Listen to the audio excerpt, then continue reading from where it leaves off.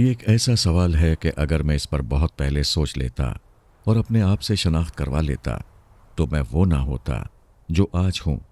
और कौन जाने मैं जो आज हूं कल वो रहूं ना रहूं।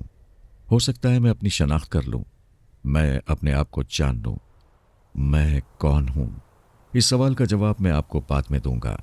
फिलहाल मैं इतना बताए देता हूं कि मैं कहां से आया हूं। अगर इस बात का मैंने सदाकत से जवाब दिया तो बात ऊपर तक पहुंचेगी, और मैं ये नहीं चाहता कि किसी छोटी बात के लिए इस अजीम हस्ती को अपने दरमियान में लाऊं। मैं आपको ये बताता हूं कि मैं कहाँ का हूं। अब मैं बात मार्फत की नहीं करूंगा, बल्कि मैं आपको ये बताऊंगा कि मैं लाहौर का रहने वाला हूं नहीं। मैं कोयटा से आया हूं। शायद मैं पेशावर का हूं। नहीं जनाब, मैं कराची का रहने वाला हूं। आप मेरी बात सुनकर परेशान ना हो। असल बात यह है कि मैं कहीं का रहने वाला नहीं हूं। मैं कौन हूं? मैं पंजाबी हूं, न पठान। मैं बलोची हूं, न सिंधी, न महाजिर। मैं असल में पाकिस्तानी हूं। यह अलग बात है कि मैं आईना देखते हुए शर्मिंदा होता हूं। ऐसे होते हैं पाकिस्तानी। बात दरअसल यह है कि मेरा कोई शहर नहीं, मेरा कोई चेहरा नहीं। मैं जिस शहर में होता हूं वही मेरा शहर होता है, और उसी शहर के मुताबिक अपना चेहरा बना लेता हूं। मेरे तन पर उसी शहर का लिबास होता है और ज़बान पर उसी इलाके की ज़बान। मैं पाकिस्तान की 6-7 इलाकाई ज़बानों पर उबूर रखता हूँ। मेरा नाम वक़ार है, लेकिन वक़ार नाम की कोई चीज़ मेरे अंदर नहीं। जिस आदमी की कोई पहचान ना हो, जिसका कोई चेहरा ना हो, जो हर ज़मीन पर एक नया रूप धार लेता हो, उसका भला वक़ार क्या हो सकता है? मेरे शौक़ भी निराले हैं। मुझे 2 चीज़ों का बहुत शौक़ है। एक खूबसूरत औरतों से शादी का, और दूसरा कीमती गाड़ियों की खरीदो फरोख्त का। ये खरीदो फरोख्त तो मैंने महावरतन कह दिया है। असल काम फरोख्त का है। मैं अब तक 7 शादियां कर चुका हूं। गाड़ियां मैंने 50 फरोख्त कर दी होंगी। आप मुझे कार डीलर तसव्वुर ना कर लें। मैं कार डीलर नहीं हूं। मैं आपको साफ बता दूं, मैं कार चोर हूं। मेरे काम का दायरा पूरे पाकिस्तान में फैला हुआ है। मैं कराची की गाड़ी लाहौर में और लाहौर की गाड़ी कोयटा में फरोख्त करता हूं। फिर कोयटा का माल हैदराबाद में, और हैदराबाद की चीज़ फैसलाबाद में ठिकाने लगा आता हूँ। फिर फैसलाबाद की गाड़ी पिशावर, और पिशावर की गाड़ी इस्लामाबाद में फ़रोख्त कर देता हूँ। मेरा कोई ग्रुप भी नहीं है। मैं ये काम अकेले करता हूँ। यही वजह है कि 50 गाड़ियाँ ठिकाने लगाने के बावजूद मैं आज तक गिरफ्त में नहीं आ सका। ये बात मैं फ़ख्र से नहीं, आजिज़ी से कह रहा हूँ, क्योंकि मैं ये बात अच्छी तरह जानता हूँ कि हर बुरे काम का नतीजा बुरा होता है। लेकिन मुझे पकड़े जाने की फ़िक्र नहीं है, इसलिए कि यहाँ पकड़े जाने का मतलब पकड़े जाना नहीं होता, बल्कि छूट जाना होता है। जिस माशरे में लफ्ज़ों के मायने तब्दील हो चुके हों, वहाँ पकड़े जाने के खौफ में ख़ुद को कौन मुब्तला करे। मैं गाड़ियों के जाली कागजात बिल्कुल असल के मुताबिक बनाने का माहिर हूँ। मेरे बनाए हुए कागजात माहिर से माहिर कार डीलर भी नहीं पकड़ सके, और जो कभी पकड़ भी लेते हैं वहाँ 1000-2000 रुपये ऊपर नीचे करके गाड़ी उनके हवाले कर देता हूँ। मैं नाक नक्शे का ठीक ठाक आदमी हूँ, बल्कि यूं कहना चाहिए कि मैं खूबसूरत आदमी हूँ। मेरी मर्दाना वजाहत पर ख़वातीन मर मिटने को तैयार होती हैं। यही वजह है कि मैं अब तक 7 शादियां कर चुका हूँ। मैं अपने चेहरे से, चाल ढाल से, अपनी गुफ्तगू से चोर हरगिज़ नहीं मालूम होता, बल्कि बिजनेसमैन दिखाई देता हूँ, और मैं लोगों से कहता भी यही हूँ। और क्योंकि मैं आए दिन पाकिस्तान के मुख्तलिफ शहरों में चक्कर लगाता रहता हूँ और मेरे नीचे एक से एक उम्दा गाड़ी रहती है, इसलिए मेरे जानने वालों को मुझ पर कभी शुबा नहीं होता। वैसे भी इस नफसा नफसी के दौर में कोई किसी को तफसील से जानने की कोशिश भी नहीं करता। आपने जो बता दिया ठीक है। इतना वक्त किसके पास है कि वो तस्दीक करता फिरे। यही वजह है कि आज के ज़माने में धोखा देना ज़्यादा आसान हो गया है। लोग ज़ाहिरी टिप टॉप से कैमोफ्लाज हो जाते हैं। मेरे पास लोगों पर सहर करने के लिए किस चीज़ की कमी थी? मैं एक स्मार्ट आदमी था, कीमती गाड़ी और अच्छे घर में रहता था। मेरी गाड़ी में मेरी बीवी की सूरत में कोई हसीन औरत होती थी। मैं बड़े रेस्टोरानों और बड़े होटलों में उठता बैठता था, जिसके नतीजे में लोग मुझसे खुद ब खुद मरूब होते जाते, और जो नहीं होते उन्हें मैं अपने अखलाक से मुतासिर कर लेता था। मैं कोई कंजूस आदमी भी ना था। मेरे पास पैसे होते तो दोनों हाथों से खर्च करता, और जब तक मेरे पास पैसे रहते हैं मैं कभी किसी गाड़ी पर हाथ न डालता। दौलत के मामले में मैं हविस परस्त ना था, कनात पसंद था। एक गाड़ी उठाता और जब तक उसे चट न कर लेता दूसरी गाड़ी की तरफ ललचाई हुई नज़रों से भी न देखता। लेकिन दूसरे मामले में ये उसूल काबिल अमल ना था। यही वजह थी कि मैंने अब तक 7 शादियां की थीं। ये ठीक है कि सारी शादियां मैंने बैक वक्त ना की थीं, लेकिन 4 बीवियां मेरे पास बैक वक्त ज़रूर रही थीं। 4 से 5 कभी ना हुई थीं, और ऐसा इत्तेफाकन हुआ था। मैंने कोई बाकायदा एहतमाम ना किया था। अलबत्ता एक वक्त ऐसा ज़रूर आया था कि मेरे पास बीवियों का कोटा ख़त्म होने लगा था। तब मैंने भाग दौड़ करके इस कोटे को पूरा किया था। मैं 2 से कम बीवियां रखने का कायल ना था। उस वक्त मेरे पास 3 बीवियां थीं। 2 मेरे साथ थीं हेडक्वार्टर में, और हेडक्वार्टर मैं कराची को कहा करता था क्योंकि मेरा कारोबार ज़्यादातर यहीं था। यहाँ एक से एक आला गाड़ी मौजूद थी। इस शहर में गाड़ी उठाए जाने पर मालिक ज़्यादा परेशान ना होते थे। दौलत की फरावानी हो तो गाड़ी का चोरी हो जाना कोई इतना बड़ा सदमा नहीं होता कि आदमी दिल को लगा कर बैठ जाए। बास तो थाने में रिपोर्ट भी ना लिखवाते थे। हाँ, कभी कभार अखबार में गाड़ी चोरी होने का इश्तहार ज़रूर आ जाता था कि फ़लाँ जगह से फ़लाँ रंग की फ़लाँ गाड़ी चोरी हो गई है। गाड़ी के बारे में इत्तला देने वाले को ये इनाम दिया जाएगा, या चोरी के बारे में इत्तला देने वाले को ये इनाम दिया जाएगा। या चोरी होने वाली गाड़ी में कुछ ज़रूरी कागजात होते हैं, उन्हें वापस करने की अपील की जाती। मेरा वतीरा ये था कि मुझे कभी किसी गाड़ी में इस तरह के ज़रूरी कागजात मिल जाते तो मैं इश्तहार का इंतज़ार किए बगैर ही डाक के ज़रिए उन कागजात को भिजवा देता, इसलिए कि मेरा काम खाना था, पेड़ गिनना नहीं। बात कहाँ से कहाँ निकल गई। हाँ, तो मैं जिक्र कर रहा था अपनी 3 बीवियों का। 2 मेरे साथ यहाँ कराची में थीं और 1 लाहौर में। दोनों बहुत खुश थीं।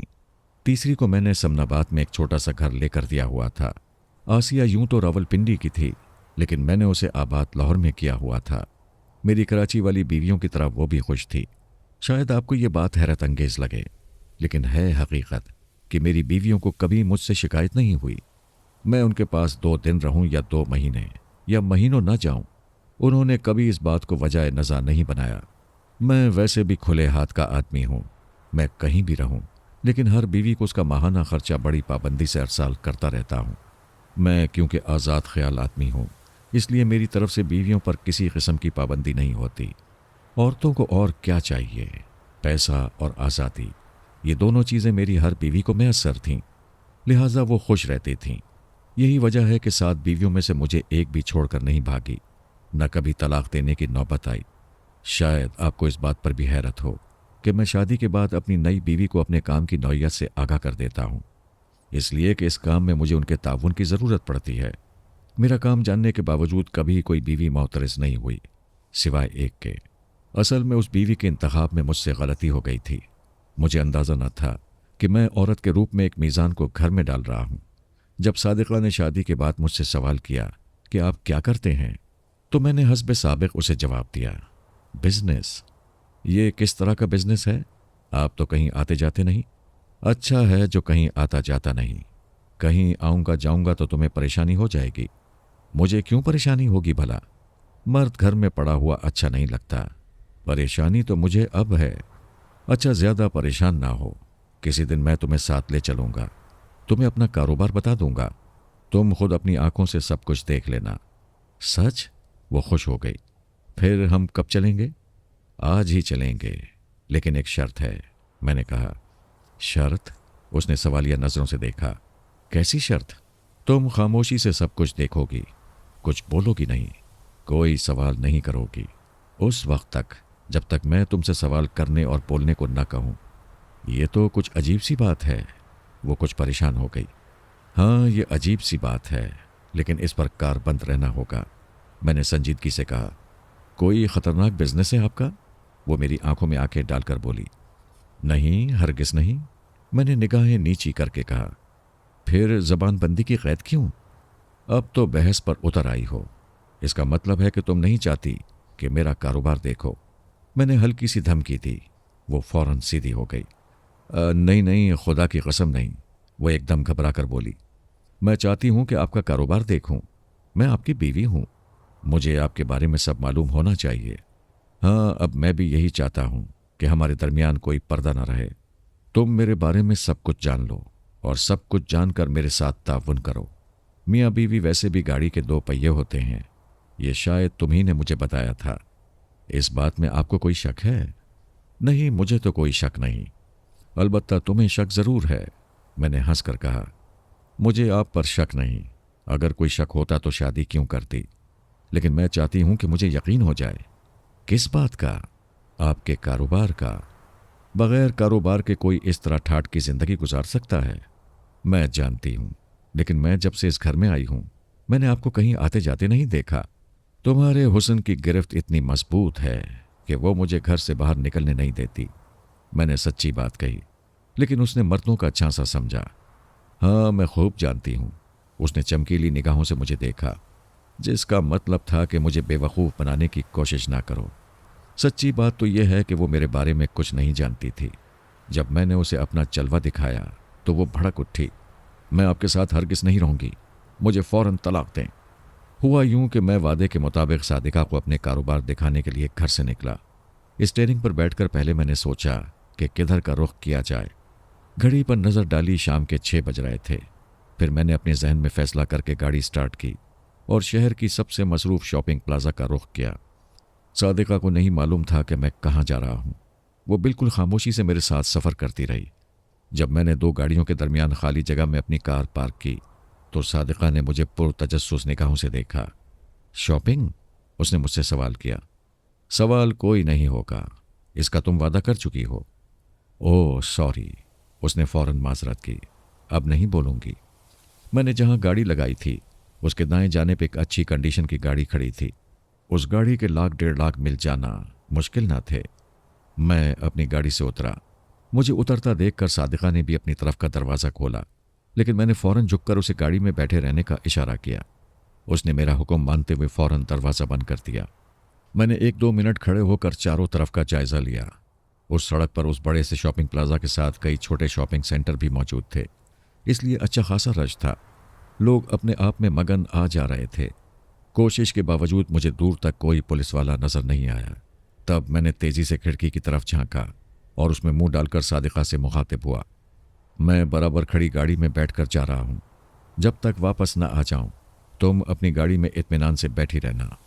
ये कहकर मैंने फौरन खिड़की से मुंह निकाल लिया। सादिका का जवाब सुनने की मुझे क्या ज़रूरत थी? उससे न बोलने का मुआहदा हो चुका था, लेकिन मेरी बात इतनी गैर मुतवक्के और अजीब थी कि वो खामोश न रह सकी। आखिर तुम क्या करने जा रहे हो? वो घबरा कर बोली। सवाल कोई नहीं होगा, बस खामोशी से देखती जाओ। ये कहकर मैं फौरन एक्शन में आ गया। इससे पहले कि वो मजीद सवाल करती, मैंने एक मखसूस चाबी से गाड़ी का दरवाज़ा खोला और मास्टर की से गाड़ी को स्टार्ट किया। पीछे देखकर तेजी से गाड़ी बैक करने लगा। सादिका हैरान परेशान मुझे देखे जा रही थी। मैंने उसकी बिल्कुल परवाह ना की। अब मैं एक्शन में आ चुका था। अब अपना मिशन पाया तकमील तक पहुंचाए बगैर कोई चारा न था। मेरा घर 20-25 मिनट की मुसाफत पर था। मैंने ये फासला सिर्फ 17 मिनट में तय किया। घर आकर मैंने गैराज का दरवाज़ा खोला, गाड़ी उसमें खड़ी की, गैराज को ताला लगाया, फिर घर के गेट पर ताला लगाया और तेज़ी से सड़क की तरफ चला। इत्तेफाक से सड़क पर पहुंचने से पहले ही एक गली में मुझे टैक्सी मिल गई जो अभी खाली हुई थी। मैं टैक्सी पकड़कर फौरन शॉपिंग प्लाजा की तरफ चल पड़ा जहां मेरी गाड़ी खड़ी थी। उससे 100 गज के फासले पर मैंने टैक्सी रुकवाई, उसे पैसे दिए और तेज़ी से सादिका की तरफ चला। वहां खैरियत थी। जहां से मैंने गाड़ी उठाई थी वहां एक दूसरी कार खड़ी हुई थी। सादिका परेशान हाल बैठी थी। मुझे उसने देखा तो उसके चेहरे पर कुछ इत्मीनान आया। मैं मुस्कुराता हुआ गाड़ी में आ बैठा और बोला, कहो क्या हाल चाल है? ये सब क्या है? उसकी आवाज़ भर्राई हुई थी और आंखों में आंसू झलक रहे थे। सवाल उस वक्त तक नहीं जब तक मैं इसकी इजाज़त ना दूं। मैंने उसकी हालत को नज़रअंदाज करते हुए कहा, ये बताओ शॉपिंग करनी है या घर चलना है? घर चलना है, फौरन इसी वक्त, वो हिज़यानी अंदाज में चीखी। प्लीज़ सादिका, अपने आसाब को काबू में रखो, चीखो चिल्लाओ मत, मैंने बड़ी मुलायमत से कहा। मैं उसकी कैफियत से अच्छी तरह आगाह हो गया था। मुझे ये भी एहसास हो गया था कि इस मर्तबा मैंने किसी गलत चीज़ का इंतखाब कर लिया है। शायद सादिका को राह रास्त पर लाना आसान ना हो। इस मर्तबा कोई त्यानरसदा चीज़ मेरे हत्थे चढ़ गई थी। शॉपिंग प्लाजा से घर तक वो बिल्कुल खामोश बैठी रही। मैं अंदाज़ा नहीं कर पाया था कि मेरा कारोबार देखकर उसे गुस्सा आ रहा था या शदीद किस्म का ज़हनी झटका लगा था। ये दोनों ही सूरतें मेरे लिए किसी अजाब से कम ना थीं। घर पहुंचकर मैं पूरे इत्मीनान से बेड पर लेट गया और बोला, अब तुम सवाल कर सकती हो। ये कारोबार है आपका? आप गाड़ियां चुराते हैं? बिलाखिर आतिशफशां फट गया। मैं अपने कारोबार के सिलसिले में एक लफ्ज़ की तरमीम चाहता हूँ। मैं गाड़ियाँ चुराता नहीं, उठाता हूँ। आइंदा चुराना मत कहना। मैंने हंसने की कोशिश की। वो गाड़ी कहाँ है? यहीं, इसी घर में। मैंने बड़े सुकून से कहा। गैराज में बंद है, दिखाऊं? मुझे नहीं मालूम था कि आप एक चोर हैं। अगर मुझे मालूम होता तो मैं हरगिज़ आपसे शादी ना करती। मैं अब आपके साथ एक चोर के साथ हरगिज़ नहीं रह सकती। आप मुझे फौरन तलाक दें। वो गुस्से में भरी हुई थी, लाल अंगारा हुई जा रही थी, कमरे में इधर उधर टहल रही थी। उस पर एक दौरे किसी कैफियत थी। मैं उसे खामोशी से देख रहा था। खुदा की पनाह, आपकी शक्ल देखकर कोई नहीं कह सकता कि आप कितना घिनौना कारोबार करते हैं। आपने मुझे ये सब पहले क्यों नहीं बताया? अगर मैं तुम्हें बता देता तो मुझसे शादी क्यों करती भला? ये बात मैंने कही नहीं, दिल में सोची। वो बोले जा रही थी। आपने मुझे धोखा दिया है। मेरे अब्बा की आपके बारे में ठीक राय थी। उन्हें आप पसंद ना थे। मेरी जिद ने बिलाखिर मुझे ये दिन दिखा दिया। आप क्या समझते हैं कि मैं आपसे समझौता कर लूंगी? बुराई से समझौता कर लूंगी? हरगिज नहीं। मुझे चाहे भीख मांगना पड़ जाए, मांग लूंगी, लेकिन एक चोर के साथ हरगिज नहीं रहूंगी। मुझे हराम की कमाई नहीं चाहिए। मैं रिस्क हलाल खाना चाहती हूँ। मुझे क्या करना होगा? मैंने बड़ी मासूमियत से सवाल किया। तलाक देना होगी या रिस्क हलाल कमाना होगा? वो दो टोक अंदाज में बोली। रिस्क हलाल में ये ठाट नहीं हो सकते। मैंने उसे समझाना चाहा। मुझे नहीं चाहिए ये ठाट, मुझे बस आप आज़ाद कर दें। वो कोई बात समझने को तैयार ना थी। कर दूंगा आज़ाद, लेकिन तुम तलाक लेकर कहाँ जाओगी? तुम्हारे घर के दरवाजे तो तुम पर बंद हो चुके हैं। मैंने उसे खौफजदा करने की कोशिश की। कोई बात नहीं, मैं अपने माँ बाप के घर नहीं जाऊंगी। अभी मेरी स्कूल की मुलाजमत बरकरार है। मैं छुट्टी पर हूँ। मैं हॉस्टल में रहूंगी, मुलाजमत करूंगी। आइंदा जिंदगी भर किसी मर्द की सूरत नहीं देखूंगी। तुम मर्द लोग बहुत फ्रॉड होते हो। वो बिला खौफ बोले जा रही थी।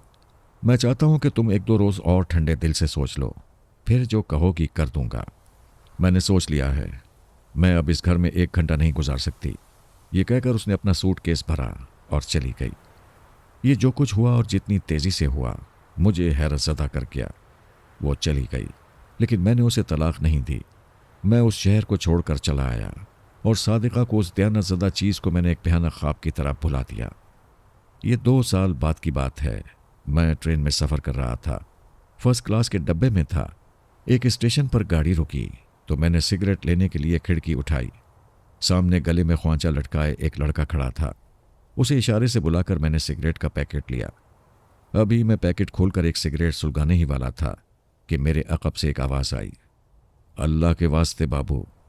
मैंने गर्दन घुमाई तो एक औरत मैले कुचैले कपड़ों में हाथ फैलाए खड़ी थी। हम दोनों की बैक वक्त नजरें एक दूसरे से टकराईं। वो घबराकर पीछे हटी, जैसे उसने किसी आसेब ज़दा को देख लिया हो। फिर उसने फटे हुए दुपट्टे से मुंह छुपा लिया, लेकिन मैं उसे पहचान चुका था। मैंने उसे आवाज़ दी, सादिका। गार्ड विसिल दे चुका था। तभी गाड़ी रेंगने लगी। उसने मेरी पुकार सुनकर पीछे मुड़कर भी ना देखा। वो भाग रही थी। उधर गाड़ी प्लेटफॉर्म छोड़ रही थी। मैं उठकर दरवाजे की तरफ भागा, लेकिन उस वक्त तक बहुत देर हो चुकी थी। गाड़ी स्पीड में आ चुकी थी। स्टेशन बहुत तेजी से पीछे जा रहा था। मैं बोझल कदमों से अपने केबिन में आ गया और किसी शहतीर की तरह बर्थ पर गिरा। उस केबिन में मेरे सिवा कोई न था। मेरे दिमाग में तेज हवा का शोर था। मुझे अपने चारों तरफ सांपों की फुंकार सुनाई दे रही थी। आपको बता नहीं सकता कि सादिका की इस हालत को देखकर मेरी क्या कैफियत हुई थी। सादिका आखिर किस तरह इन हालों को पहुंच सकती है? नहीं, वो सादिका हरगिज नहीं थी। फिर एक ख्याल सर उठाता, अगर वो सादिका नहीं थी तो मेरा चेहरा देखकर एकदम पीछे क्यों हटी थी? फिर मेरे आवाज़ देने पर उसने अपना चेहरा क्यों छुपाया? वो मुड़कर भागी क्यों? अगर वो कोई फ़कीर नहीं थी तो फिर इस तरह भागी क्यों? उसे तो मेरे सामने हाथ फैलाए रखना चाहिए था। वो यकीनन सादिका थी। मेरी आंखें मुझे धोखा नहीं दे सकती। मेरी आंखों में वो दिन रात जाग उठे थे जो मैंने उसकी रफ़ाकत में गुजारे थे। फिर मुझे वो क़यामत की शाम भी अच्छी तरह याद थी, जब वो आनन फानन मेरे घर से सूटकेस उठाकर चली गई थी। मुझे उसका ये जुमला बार बार याद आ रहा था, मैं भीख मांग लूंगी, लेकिन एक चोर के साथ हरगिज नहीं रहूंगी। मैं जानता था कि उसने ये बात कही थी तो उसके जहन में हरगिज ये बात ना होगी कि उसका कहा सच हो जाएगा। आप ये सोच रहे होंगे कि सादिका का ये हाल देखकर मैं खुश हुआ हूँगा। खुदा की कसम हरगिज़ नहीं। मैंने उसे जब इस रूप में देखा तो मेरी आंखों के गिर्द अंधेरा छा गया था। मेरा दिल कटकर रह गया था। मेरे अंदर गम की आंधी चलने लगी थी। खुदा जाने उस पर क्या बीती। हो सकता है स्कूल वालों ने उसे निकाल दिया हो। तन्हा औरत इस माशरे में कटी पतंग की तरह होती है। जाने उस पर कैसे कैसे इल्जामात लगाए गए हों। गाड़ी पूरी रफ्तार से उड़ी जा रही थी। उसी रफ्तार से मेरे दिमाग में सैकड़ों ख्यालात गुजर रहे थे। मुझे चलती गाड़ी से बाहर का मंजर दिखाई दे रहा था। न मेरे दिमाग में गुजरने वाले ख्यालात में से किसी एक ख्याल पर दिल जम रहा था। बार बार मेरे दिमाग में सादिका का चेहरा घूम रहा था। हाय, वो कैसी हो गई थी, बिल्कुल पीली जर्द। उसका तो चेहरा ही बिगड़ गया था। वो जो शहजादियों जैसे हुस्न की मालिक थी, बेकारन बन गई थी।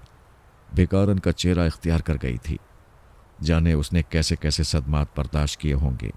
एक सदमा तो मैंने ही उसे दिया था। उसका दिल दुखाया था। मुझसे बिछड़कर जाने किन हालात से दो चार हुई। पता नहीं उसके साथ क्या हुआ कि वो लोगों के सामने हाथ फैलाने लगी। मुझे तो वो नीम पागल सी दिखाई दे रही थी। ये सब कैसे हुआ? ये एक ऐसा सवाल था जो किसी केकड़े की तरह मेरे दिमाग में पंजे गाड़ कर बैठ गया था। फिर गाड़ी की रफ्तार कम होने लगी। शायद कोई स्टेशन आ रहा था। फिर मैंने बिला सोचे समझे अपना सूटकेस संभाला और गाड़ी के प्लेटफॉर्म पर रुकते ही मैं गाड़ी से उतर आया। ये कोई छोटी सी जगह थी। मालूम करने पर पता लगा कि 20-25 मिनट बाद एक गाड़ी आएगी जिसमें मैं बैठकर वापस जाऊंगा। मैं वापसी का टिकट लेकर उस छोटे से स्टेशन पर बेचैनी से टहलने लगा। मेरा जी चाह रहा था कि मेरे पर लग जाएं और मैं उड़कर पिछले स्टेशन पर पहुंच जाऊं, सादिका से मिलूं और उससे पूछूं कि उस पर क्या बीती। सवाल ये था कि क्या वो मुझे अपनी आप बीती सुना देगी। वो हरगिज़ ऐसा नहीं करेगी। वो समझेगी कि मैं उस पर हंसने आया हूं, उसका मजाक उड़ाने आया हूं, उस पर खुश होने आया हूं। लेकिन नहीं, मैं उसे यकीन दिलाऊंगा कि ये सब देखकर मैं हरगिज़ खुश नहीं हुआ हूं। मैं उससे हमदर्दी और खुलूस से बात करूंगा, तब वो मुझे अपने आप पर गुजरी ज़रूर सुना देगी। अपना हाल दिल मेरे सामने ज़रूर रख देगी। उसकी दुख भरी कहानी सुनकर मैं उसे एक मर्तबा फिर पेशकश करूंगा। सादिका, अब तक जो कुछ हुआ उसे एक डरावने ख्वाब की तरह भूल जाओ। मैं चोर ज़रूर हूं, लेकिन तुमसे मोहब्बत करता हूं। आओ मेरे साथ चलो। मेरा ख्याल है कि वो फौरन मेरी बात मान जाएगी। इस तरह लोगों के सामने हाथ फैलाने और दर दर भटकने से तो बेहतर है कि वो मुझ जैसे चोर के साथ जिंदगी बसर करे। गाड़ी आने की आवाज़ आ रही थी। मैं फौरन अपना सूटकेस लेकर तैयार हो गया। गाड़ी रुकते ही सामने जो डब्बा आया उसमें चढ़ गया। मुझे किसी सीट की ज़रूरत ना थी। 15 मिनट का तो रास्ता था।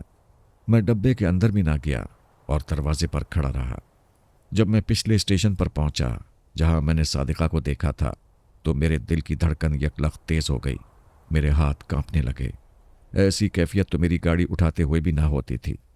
गाड़ी से उतरते ही मैं तेजी से उस शेड की तरफ भागा जहां उसे मैंने गायब होता देखा था। मैंने स्टेशन का चप्पा चप्पा छान मारा। गाड़ी जा चुकी थी। स्टेशन तकरीबन वीरान हो गया था। इक्का दुक्का मुसाफिर इधर उधर नजर आ रहे थे। मैं सादिका को स्टेशन से बाहर निकलकर भी देख आया था, लेकिन वो मुझे कहीं नजर ना आई। मैं उसके बारे में किसी से कुछ पूछ भी नहीं सकता था। एक भिखारन के बारे में किस तरह पूछता और क्या पूछता। फिर मैंने बोझल दिल से अगली गाड़ी पकड़ी और अपने सफ़र पर गामजन हो गया। जिंदगी के इस तेज रफ्तार सफ़र में सादिका किसी छोटे से स्टेशन की तरह आनन फानन नजरों में आई और गुजर गई। मैं किसी ट्रेन की तरह से था जो छोटे स्टेशनों को छोड़ती हुई गुजर जाती है, रुकती नहीं। चंद दिनों में मैंने इस वाक़े को भुला दिया। मैंने असल में शऊरी तौर पर सादिका को भूल जाने की कोशिश की।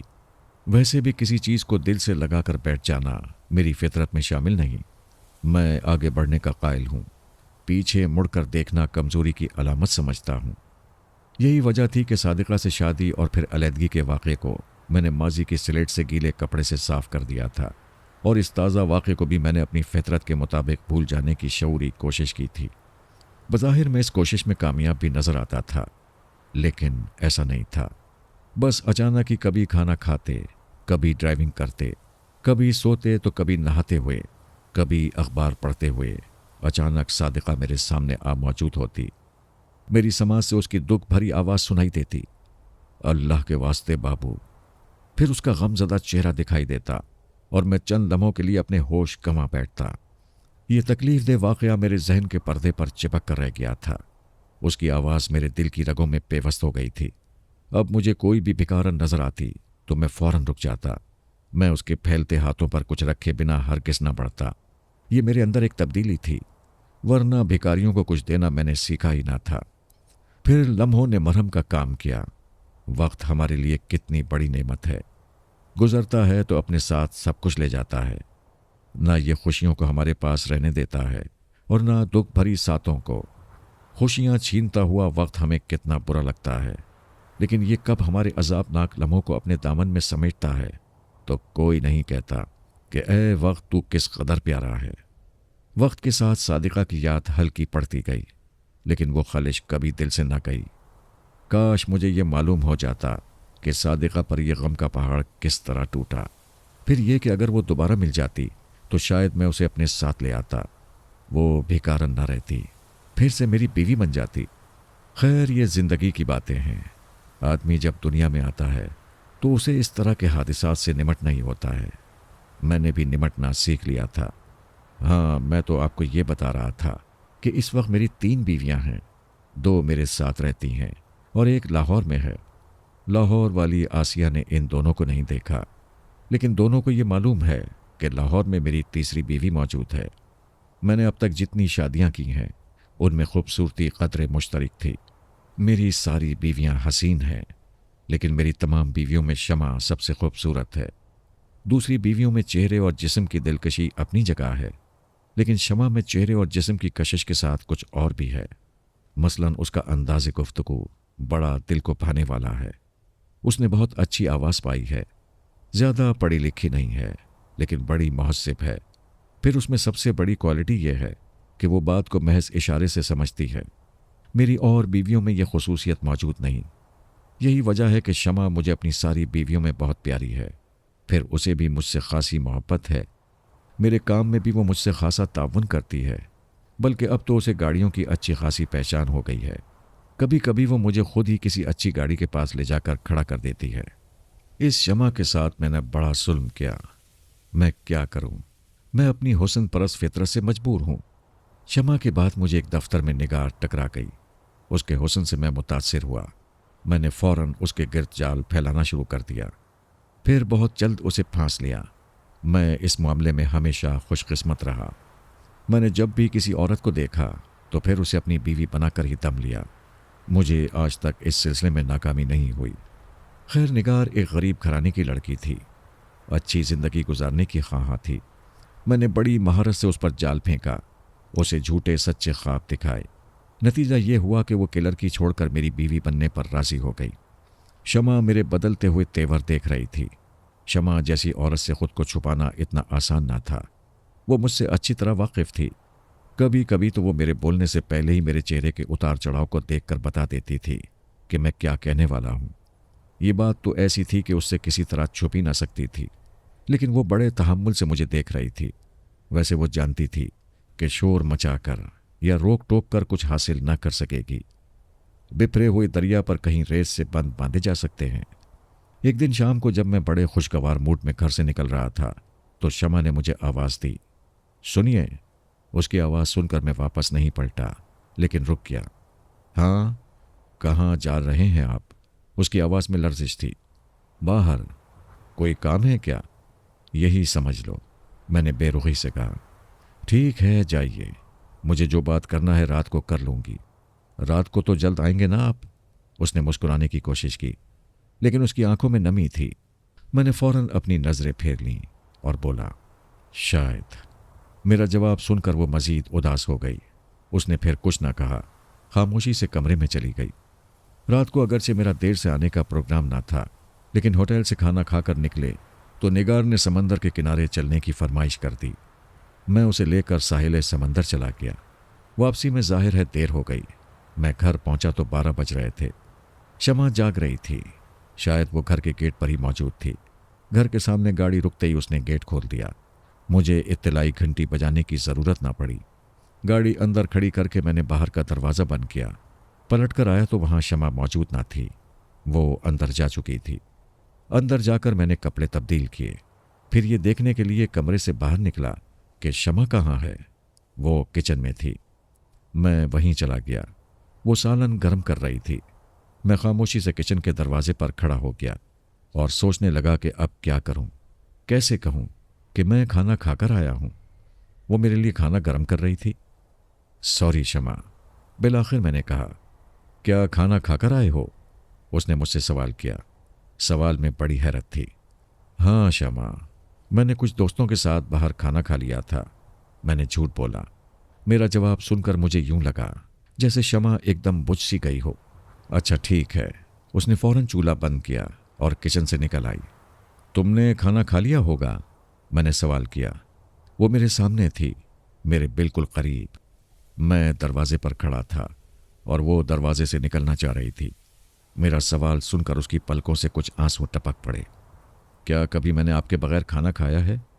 वो उदास लहजे में बोली। हाँ जानता हूं। अच्छा चलो खाना निकालो, मैं तुम्हारे साथ थोड़ा बहुत खा लूंगा। मेरा ख्याल था कि वो तकल्लुफ करेगी, लेकिन उसने एक लम्हा ज़ाया ना किया। वो खुशी से वापस पलटी और चंद मिनट्स में खाना टेबल पर सजा दिया। मुझे मजबूरन उसका साथ देना पड़ा। वो खामोशी से खाना खाती रही, मुझे देखती रही। उसकी आंखों में मुझे कोई ऐसी बात नजर आ रही थी जिसकी मैं वजाहत नहीं कर सकता। वो कुछ कहना चाह रही थी, लेकिन शायद उसे मुनासिब अल्फाज नहीं मिल रहे थे। खाना खाते हुए मेरा ध्यान निगार की तरफ चला गया। मैं बेख्याली में उसकी किसी बात पर मुस्कुरा दिया। अचानक मुझे ख्याल आया कि मैं घर पर हूं। मेरे सामने निगार नहीं, शमा बैठी है। मुझे तसव्वुर की दुनिया से फौरन निकल आना चाहिए। मैं तो खैर फौरन तसव्वुर की दुनिया से निकल आया, लेकिन मैंने देखा कि शमा खो गई है। फिर उसने खाना खाते खाते हाथ रोक लिया और कुर्सी से उठ गई। मैं जब बिस्तर पर सोने के लिए लेटा तो वो पहले से बेड पर मौजूद थी और अपनी आंखों पर बाजू रखे लेटी थी। मैंने आहिस्तगी से दूसरी तरफ करवट ले ली। सुनो, शमा की आवाज़ सुनाई दी। हाँ कहो, मैंने उसकी तरफ रुख करते हुए कहा। कौन है वो? उसने मेरी आंखों में आंखें डालते हुए पूछा। मैं समझा नहीं शमा, मैंने मासूमियत से कहा। लेकिन मैं समझ गई हूं, उसने बड़ी गंभीरता से कहा। तुम समझ गई हो? मैंने उसे हैरत से देखा। तुम क्या समझ गई हो? तुम्हारी जिंदगी में कोई औरत दाखिल हो गई है, उसने वजाहत की। ये बात तुम किस बुनियाद पर कह रही हो? मैंने इस इल्ज़ाम की वजह जानना चाहिए। मैं तुम्हारी बीवी हूं, तुम्हें अच्छी तरह जानती हूं। मैं तुम्हें काफ़ी अरसे से देख रही हूं। मैं काफ़ी अरसे से तुम्हारे गिर्द किसी और औरत की खुशबू महसूस कर रही हूं। तुम मुझसे छुप नहीं सकते। मैं तुमसे मोहब्बत करती हूं। जो मोहब्बत करता है उससे कुछ छुपा नहीं रहता। बताओ वो कौन है? तुमको गलत फहमी हुई है, ऐसा कुछ नहीं है। मैंने लूली लंगड़ी सफाई पेश की, लेकिन झूठ मेरे लहजे से साफ चमक रहा था। आज खाना तुमने उसी के साथ खाया है, उसने कहा। मुझे नहीं मालूम कि यह सवाल था कि जवाब। नहीं तो, मैंने फिर झूठ बोला। मेरी कसम खाओ। उसने मेरे झूठ को मीज़ान पर रख दिया। मैं उसकी झूठी कसम नहीं खा सकता था। वो मुझे बहुत प्यारी थी। मैंने कहा नहीं, फिर मैं जो कुछ कह रही हूं सच है। हाँ, मैंने बिलाखिर हथियार डाल दिए। शादी करना चाहते हो? उसने आंसू भरी आंखों से पूछा। हाँ, मैंने डरते डरते कहा। कर लो, शमा ने अजीब से लहजे में कहा। तुमने यही कहा ना कि कर लो? मुझे अपनी समात पर यकीन ना आया। मैंने तस्दीक चाही। हाँ, तुमने ठीक सुना, लेकिन एक शर्त है। वो क्या? मैंने लरसते हुए पूछा। मुझे पुख्ता यकीन था कि वो मुझसे तलाक मांगेगी और उसे मैं किसी सूरत तलाक देने को तैयार ना था। वो मुझे बहुत ही अच्छी लगती थी। दूसरी तरफ मैं निगार को भी नहीं छोड़ सकता था। उससे मैंने शादी का वादा कर लिया था। मैं उसकी आंखों पर मर मिटा था। क्या उसे मालूम है कि मैं इस घर में मौजूद हूं? उसने पूछा। नहीं, अभी नहीं, मैंने साफ बताया। मैं चाहती हूं कि तुम उसे बता दो और इसी घर में उसे ब्याह कर ले आओ। मैं मौत को बर्दाश्त कर लूंगी, लेकिन तुम्हारी जुदाई मुझसे बर्दाश्त न होगी। मैं जानती हूं कि तुम उससे शादी जरूर करोगे, मेरे रोकने से नहीं रुकोगे, लेकिन मैं चाहती हूं कि उसको कहीं और घर दिलाने के बजाय यहीं रखो। इस तरह तुम मेरी नजरों में तो रहोगे। तुम्हें अंदाजा नहीं है कि मैं तुमसे कितनी मोहब्बत करती हूं। ये कहकर वो मुझसे लिपट कर जाने कितनी देर तक रोती रही। मैं शमा की मोहब्बत से बहुत मुतासिर हुआ। फौरन जी चाहा कि मैं निगार से शादी का इरादा तर्क कर दूं और सिर्फ शमा का होकर रह जाऊं। लेकिन यह तासुर महज वक्ती था। रात गई, बात गई। सुबह उठा तो निगार फिर से आंखों में बसी हुई थी और मैं सोच रहा था कि अच्छा हुआ मैंने जज्बात में आकर शमा से कोई बात ना कही, वरना बड़ी मुश्किल हो जाती। शमा ने रात को बड़ी खूबसूरती से मोहब्बत का जाल फैलाकर मुझे निगार से दूर खींचने की कोशिश की थी, लेकिन मैं भला उससे दूर होने वाला कहाँ था। वो मेरी आंखों में बस गई थी। अब उसे कोई मेरी आंखों से निकाल नहीं सकता था। शमा की ख्वाहिश के मुताबिक मैंने निगार को शमा के बारे में बता दिया। इस बात का उसने कोई ख़ास असर न लिया। वो हंसकर कहने लगी, तो फिर क्या हुआ, मुझे तुम्हारी मोहब्बत चाहिए बस। मैं जानता था कि वो मेरी शादीशुदा होने का सुनकर ज़्यादा फिक्रमंद ना होगी। वो मौत बनकर आ रही थी, उस पर कोई सौत नहीं आ रही थी। सौत बनकर जाना तो फतहमंदी की अलामत थी, जबकि किसी पर सौत आना ज़िल्लत और रुसवाई का बाइस। फिक्र शमा को होना चाहिए थी। वो नहीं चाहती थी कि मैं निगार से शादी करके उसकी आंख से ओझल हो जाऊं, इसीलिए उसने ये ज़िल्लत बर्दाश्त करने की ठानी थी। मैंने निगार को किसी ना किसी तरह इस घर में रहने पर राज़ी कर लिया। थोड़े से पसोपेश के बाद वो राज़ी हो गई। असल में उसे ज़िंदगी की आसाइशें दरकार थीं जो मैं उसे दे रहा था, और मुझे एक हसीन औरत दरकार थी जो मेरी बीवी बन रही थी। फिर निगार से मेरी शादी हो गई। 15 दिन हमने इसी घर में गुजारे। इस घर में मेरा ख्याल था कि शमा ने मजबूरन उसे अपने साथ रखना गवारा तो कर लिया है, लेकिन उसे वो इज्जत न देगी। वो निगार को मुलाजमाओं की तरह रखेगी, उस पर हुक्म चलाएगी, तरह तरह से उसे सताएगी। लेकिन ऐसा कुछ ना हुआ। शमा ने यह साबित कर दिखाया था कि वो वाकई मुझसे मोहब्बत करती है। उसने निगार को इसलिए अपने पास रखा था ताकि मैं उसकी नज़रों से दूर न रहूं। उसने निगार को बहुत इज्जत से रखा। बहुत जल्द वो आपस में खुल मिल गईं। मेरे लिए दो नाली बंदूक बन गईं, एक हो गईं, एक ताकत बन गईं। मैं एक को कुछ कहता तो दूसरी उसकी हिमायत को आ जाती। दो बीवियों के दरमियान ऐसा मिसाली सलूक मैंने कभी देखा था ना सुना था, लेकिन अब देख और सुन लिया था। मैं अपने दोस्तों को बताता तो वो यकीन ना करते, बल्कि उल्टा मुझे डराते। बेटा ज़रा होशियार रहना, कहीं दोनों मिलकर तेरा तख्ता ना कर दें। खैर ये मजाक की बात थी। वो मेरा तख्ता क्या, वो तो खुद तख्ता मश्क बनी हुई थी। कुछ अरसे बाद मेरी मुलाकात रावलपिंडी में आसिया से हो गई। उसको भी मैंने बीवी बना लिया। लाहौर में उसे एक घर लेकर दे दिया, और जब मैंने वहाँ से रुखसत सफ़र बांधा तो आसिया को शमा और निगार के बारे में बता दिया, और यहाँ आकर शमा और निगार को आसिया के बारे में बता दिया। तीनों को वक्ती तौर पर सदमा पहुंचा। फिर वक्त ने मरहम रख दिया। तीनों रो धोकर चुप हो गईं। शमा से पहले मैंने 4 शादियां की थीं, लेकिन इत्तेफाक से कोई भी रास ना आई। सादिका के बारे में मैं आपको बता चुका हूँ। उसकी याद जब भी आती है मेरा दिल चीर जाती है। सादिका से पहले मैंने 3 शादियां की। इत्तेफाक से उनमें कोई भी जिंदा न रही, तीनों मर गईं। तीनों फितरी मौत मरी। एक को कैंसर निकला, दूसरी दिल की मरीज़ा निकली, तीसरी के दिमाग की शरियान फट गई। अजीब सूरत हाल थी उन दिनों। इधर मैं शादी करता, उधर वो दामन छुड़ाकर आसमान का रुख करती। एक वक्त ऐसा आया कि मैं खुद को मनहूस तसव्वुर करने लगा। मरने वालियों से निजात मिली तो फिर सादिका आ टकराई। उसका भी किस्सा पाक हुआ और मैं तन्हा रह गया। मेरी मुहिम जोई जारी रही। गाड़ियों की चोरियों के साथ बीवियों की तलाश भी जारी रही। फिर मुझे शमा मिली। शमा को देखकर तो दिल ने अंगड़ाई ली। तय कर लिया कि इससे शादी करके रहूंगा। शमा को मैंने बाजार हुस्न में देखा था। वो गा रही थी, मैं सुन रहा था। एक लड़की रक्स कर रही थी, लेकिन मैं उसे नहीं देख रहा था। मेरी नज़रें सिर्फ शमा पर थीं। अगरचे रक्स करने वाली भी किसी से कम ना थी, लेकिन मेरी मरकज़े निगाह शमा बन गई थी, जो सादगी से बैठी गा रही थी। उसकी आवाज़ और उसके हुस्न ने मुझे मबहूत कर दिया था, और बैठे बैठे मैंने तय कर लिया था कि शमा को मैं इस बाजार से ले जाऊंगा, चाहे मुझे इसके लिए कितनी ही रकम देना पड़े। इधर मैं उसको अपनाने के तरीके सोच रहा था, और उधर वो मेरे ख्यालों में थी। उसकी नज़रें मुझ पर जमी हुई थीं। वो सोच रही थी, काश ये शख्स मुझे इस दलदल भरी जिंदगी से निजात दिलाते। ये बात उसने मुझे बाद में बताई। हम दोनों ने एक दूसरे को देखकर एक ही बात सोची थी, काश हम दोनों एक हो जाएं। इसे शायद पहली नज़र की मोहब्बत कहते हैं।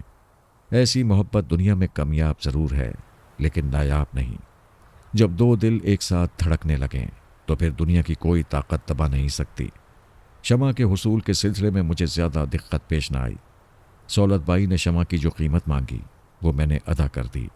लेकिन जो कीमत मैंने अदा की वो शमा की कीमत ना थी, क्योंकि वो खुद अनमोल थी। शमा को मैंने अपने घर लाकर बहुत इज्जत दी। कभी उसे इस बात का एहसास नहीं दिलाया कि वो कौन है, कहाँ से आई है। मेरे घर में आकर वो बेइंतहा खुश थी। वो उस बाजार से निकल कर आई थी जहां उसे रोजाना शमाए महफिल बनना पड़ता था। इस घर में कदम रखते ही वो खातून खाना बन गई। यहां आकर उसने गाना तो दूर की बात है, गुनगुनाना भी छोड़ दिया था। मैं उसे घर की सफाई करते या किचन में खाना पकाता देखता तो मुझे बड़ी हैरत होती। मैं सोचता, ये वही औरत है जिसके गाने की धूम चारसू मची हुई थी।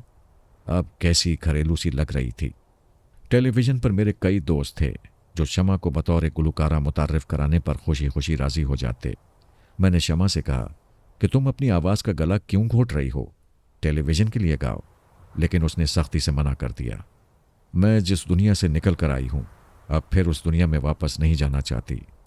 लेकिन शमा, टेलीविजन के लिए गाना और बात है, मेरे लिए तकरीबन वैसा ही है। मैं वहां चंद मखसूस लोगों के लिए गाती थी, टेलीविजन पर बहुत से लोगों के लिए गाऊंगी। मैं अब लोगों के लिए गाना नहीं चाहती, बल्कि गाना ही नहीं चाहती। मैं बस इस घर की चार दीवारी में रहना चाहती हूँ, तुम्हारे साथ। तुम कहोगे तो तुम्हारे लिए गाऊंगी, तुम जो कहोगे वो करूंगी।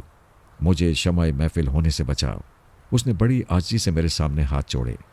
मैंने उसके हाथों को थाम कर अपनी आंखों से लगाया। मेरे होते हुए तुम्हें कौन शमाए महफिल बना सकता है? तुम मेरी शमा हो, तुम हमेशा मेरे लिए जलोगी, मेरी आंखों की रोशनी बनोगी। और हुआ भी ऐसा ही। वो आइंदा जिंदगी में सिर्फ मेरे लिए चलती रही, जो मैंने कहा करती रही। लेकिन मेरी फितरत में वफा ना थी। पहले मैंने निगार को उसकी सौतन बनाया, फिर आसिया आ गई। आसिया लाहौर में थी, इसलिए उसे चंदा फर्क ना पड़ा। और अब एक मर्तबा फिर मेरी आंखों में कोई और समाने लगा था। मेरा हुस्न परस मिजाज किसी और जुल्फ का असीर होने लगा था। मेरे पास कोई काम तो था नहीं, मैं दिन भर फारिग रहता, इसलिए वक्त गुजारी के लिए मैं अपने दोस्तों की तरफ निकल जाता। मेरा एक दोस्त एक ट्रैवलिंग एजेंसी में था, मैं उसके पास अक्सर जाकर बैठ जाता। एक शाम मैं इरफान के पास पहुंचा तो वो मुझे देखकर बहुत खुश हुआ। वैसे खुश रहना और मुस्कुराना उसकी आदत थी और उसके पेशे की ज़रूरत भी। अच्छा हुआ तुम आ गए, कुछ देर इधर बैठो, मैं थोड़ा सा काम निपटा लूँ। इतनी देर में तुम चाय पियो, फिर चलते हैं, इरफान ने कहा। कहाँ? मैंने गाड़ी की चाबी मेज़ पर रखते हुए कहा। एक नुमाइश में चलना है, उसने कहा। किस चीज़ की नुमाइश है? हमें तो सिर्फ बाजार मिस्र से दिलचस्पी है, वो अगर कहीं लगा हो तो ले चलो। मैंने अपने मतलब की बात की। बेटा, ये मिस्र नहीं पाकिस्तान है, यहाँ बाजार हुस्न नहीं लगता, मंगल बाजार लगता है, जुमा बाजार लगता है। इरफान ने यह कहकर कहका लगाया। अच्छा कहा तुमने। वैसे ये सब हमारा फैज़ है कि तुम हमारी सोबत में रहकर अच्छे अच्छे जुमले बोलने लगे हो। वैसे नुमाइश किस चीज़ की है? यार, अपना वो आर्टिस्ट दोस्त नहीं है, क्या नाम है उसका? हाँ, ज़रग़ाम। आज उसका फ़ोन आया था। आर्ट्स काउंसिल में उसके बनाए हुए पोस्टरों का आज इफ्तिताह है। उसने कहा था खुद भी आना और अपने दोस्तों को भी लाना। छोड़ो यार, पोस्टरों की नुमाइश देखने कौन जाए? तस्वीरों की नुमाइश होती तो एक बात भी थी, मैंने कहा।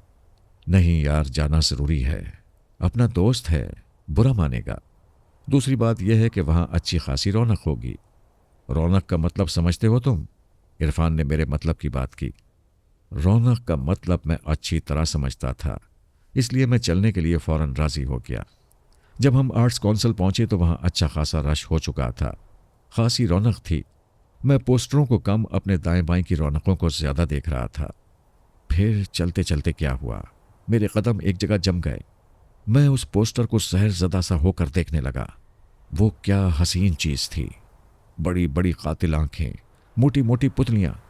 ऐसी पुतलियाँ मुझे बहुत पसंद थीं।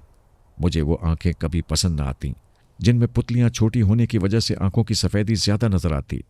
पतले मगर उभरे हुए होंठ, होंठों पर धीमी सी मुस्कुराहट, प्यारी सी नाक, लंबी गर्दन, पीछे खुले हुए बाल। रंग ज़रूर सुर्ख व सफ़ेद होगा। आधे चेहरे पर आधी घड़ी का डायल, रोमन में लिखे हुए हिंसे, जिनमें 6 और 12 के हिंसे कटे हुए थे। सेकंड की सुई भी दिखाई गई थी जो 50 के हिंसे पर पहुंचने वाली थी। ये एक ऐसा पोस्टर था जिसे किसी भी घड़ी के इश्तहार के लिए इस्तेमाल किया जा सकता था। इसे कोई भी इश्तहारी कंपनी बआसानी खरीद सकती थी। मुझे पोस्टर से ज़्यादा पोस्टर वाली में दिलचस्पी थी। मैं अब ये जानने के लिए बेकरार था कि ये मॉडल कौन है। यार इरफान, ये लड़की कौन है? मैंने इरफान के कंधे पर हाथ रख कर पूछा। कहाँ? किधर? उसने तेजी से दाएं बाएं नजरें घुमाई। अरे वो सामने। मैंने इरफान का चेहरा पोस्टर की तरफ किया। ये तो जरगाम ही बता सकता है। इरफान ने पोस्टर को गौर से देखते हुए कहा। वाकई ये कोई लड़की है भी कि नहीं? मेरा मतलब है कि इसने किसी मॉडल को इस्तेमाल किया या किसी अंग्रेजी रिसाले से कटिंग करके पोस्टर तैयार किया है। मुझे तो ये कोई बाहर की चीज नजर आती है। और मुआफ करना, लड़की के बजाय औरत कहा जाए तो ज्यादा अच्छा है। नहीं, ये नहीं हो सकता, मैंने संजीदगी से कहा। ये लड़की ही है, चलो मान लेते हैं। इरफान ने हंसकर कहा। ये लड़की है या औरत, इस बात की मुझे परवाह नहीं। ये मेरे दिल को भा गई है, इससे मैं शादी करके रहूंगा। मैंने अपने दिल की बात कही। चाहे इसके लिए पेरिस जाना पड़े, इरफान बोला। मेरा दिल कहता है ये लड़की इसी शहर में मौजूद है। ये तस्वीर नहीं, जिंदा मॉडल है। चलो जरगाम से बात करें। मैं बेताब हो उठा। ठहरो, अभी बात करते हैं। वो ज़रा मेहमानों से फारिग हो ले।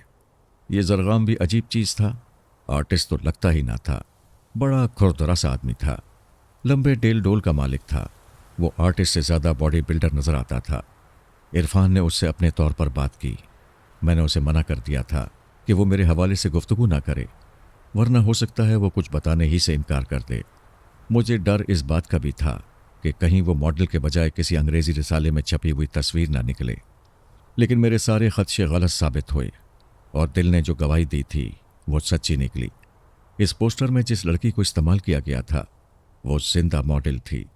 इस शहर के एक बड़े अस्पताल में बतौर नर्स काम करती थी और जरगाम की मंगेतर थी। मेरे लिए उसके बारे में इतनी मालूमात काफ़ी थीं। मेरे लिए अब उस तक पहुंचना चंदा मुश्किल ना था। मैंने शहर के उस बड़े अस्पताल में पहुंचकर न सिर्फ उसका नाम मालूम कर लिया, बल्कि ये भी पता चला लिया कि उसकी ड्यूटी कहाँ है। यूं तो हसीन चीज़ों पर मर मिटना मेरी फितरत में शामिल है, लेकिन जवेरिया पर मैं कुछ ज़्यादा ही फिदा हो बैठा था। मैंने तय कर लिया था कि उसे हर कीमत पर हासिल करके रहूँगा, और जब मैं कोई चीज़ तय कर लेता हूँ तो फिर उस पर अमल भी करता हूँ। अब तक मैंने जिसको देखा था उसे पा लिया था। जवेरिया के बारे में भी मैं पुरुम्मीद था। फिर अचानक मेरे दिल में दर्द उठा और मैं शहर के उस नए और बड़े अस्पताल में जा पहुंचा। वहां फौरी तौर पर मेरे कई टेस्ट हुए, एक्सरे हुए और फिर मुझे एक प्राइवेट रूम में मुंतकिल कर दिया गया। उस अस्पताल के प्राइवेट रूम का किराया 1200 रुपये रोज़ था। ये एक महंगा अस्पताल था, लेकिन यहाँ सहूलतें मैसर थीं। उसके हिसाब से ये इतना महंगा ना था। फिर कमरा तो मैंने खुद लिया था। मैं जनरल वार्ड या सेमी प्राइवेट में भी जा सकता था। उस कमरे में कलर टेलीविज़न लगा हुआ था। टेलीविज़न के प्रोग्रामों के अलावा अस्पताल के चैनल से नशर होने वाले प्रोग्राम भी देखे जा सकते थे। इसके अलावा यहाँ मरीज की देखभाल पूरी जिम्मेदारी और तवज्जो से की जाती थी। कमरे में टेलीफोन बेल थी जिससे फौरी तौर पर नर्स को बुलाया जा सकता था। मेरे दिल में कोई दर्द ना था, लेकिन मैं डॉक्टरों से कह रहा था कि मेरे दिल में दर्द है। ये दर्द ऐसा है कि इसे पकड़ा नहीं जा सकता था। मेरे दिल में जो दर्द था उसका इलाज इन बेचारे डॉक्टरों के पास ना था। उनकी एक नर्स जवेरिया के पास था, जिसकी ड्यूटी इन प्राइवेट रूम्स में लगी हुई थी। कमरे में मुंतकिल होने के बाद जवेरिया कई मरतबा मेरे कमरे में आ चुकी थी। मैंने उससे कोई बात ना की, बस मैंने उसे देखा था, और देखा भी इस तरह था कि वो मुझे देखता हुआ ना देख सके। जवेरिया बहुत खूबसूरत लड़की थी।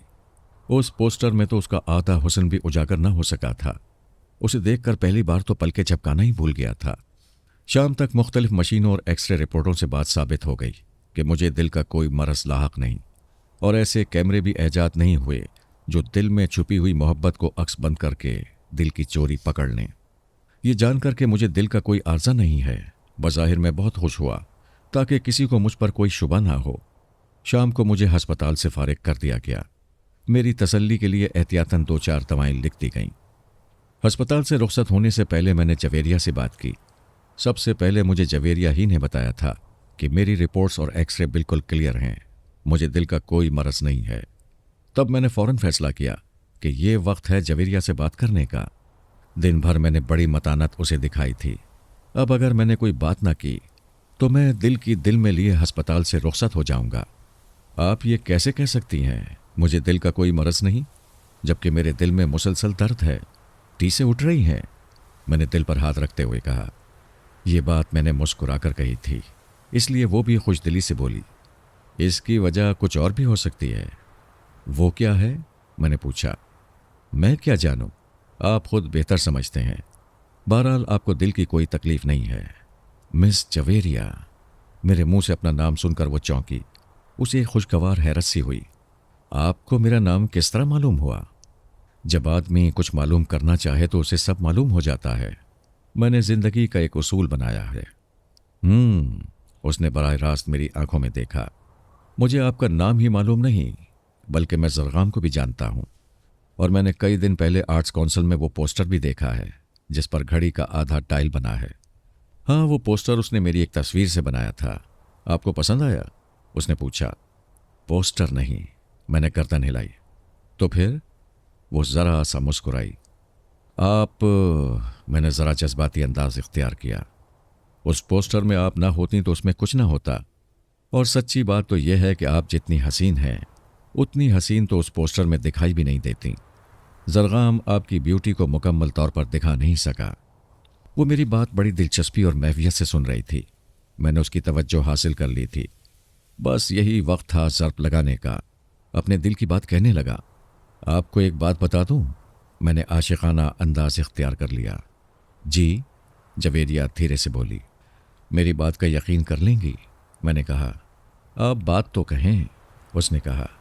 यह बात मैं अच्छी तरह जानता हूं कि मुझे दिल का कोई मरज लाहक नहीं, लेकिन मैं फिर भी यहां आ गया। आप जानती हैं क्यों? मैंने उसकी चमकती हुई आंखों में झांका।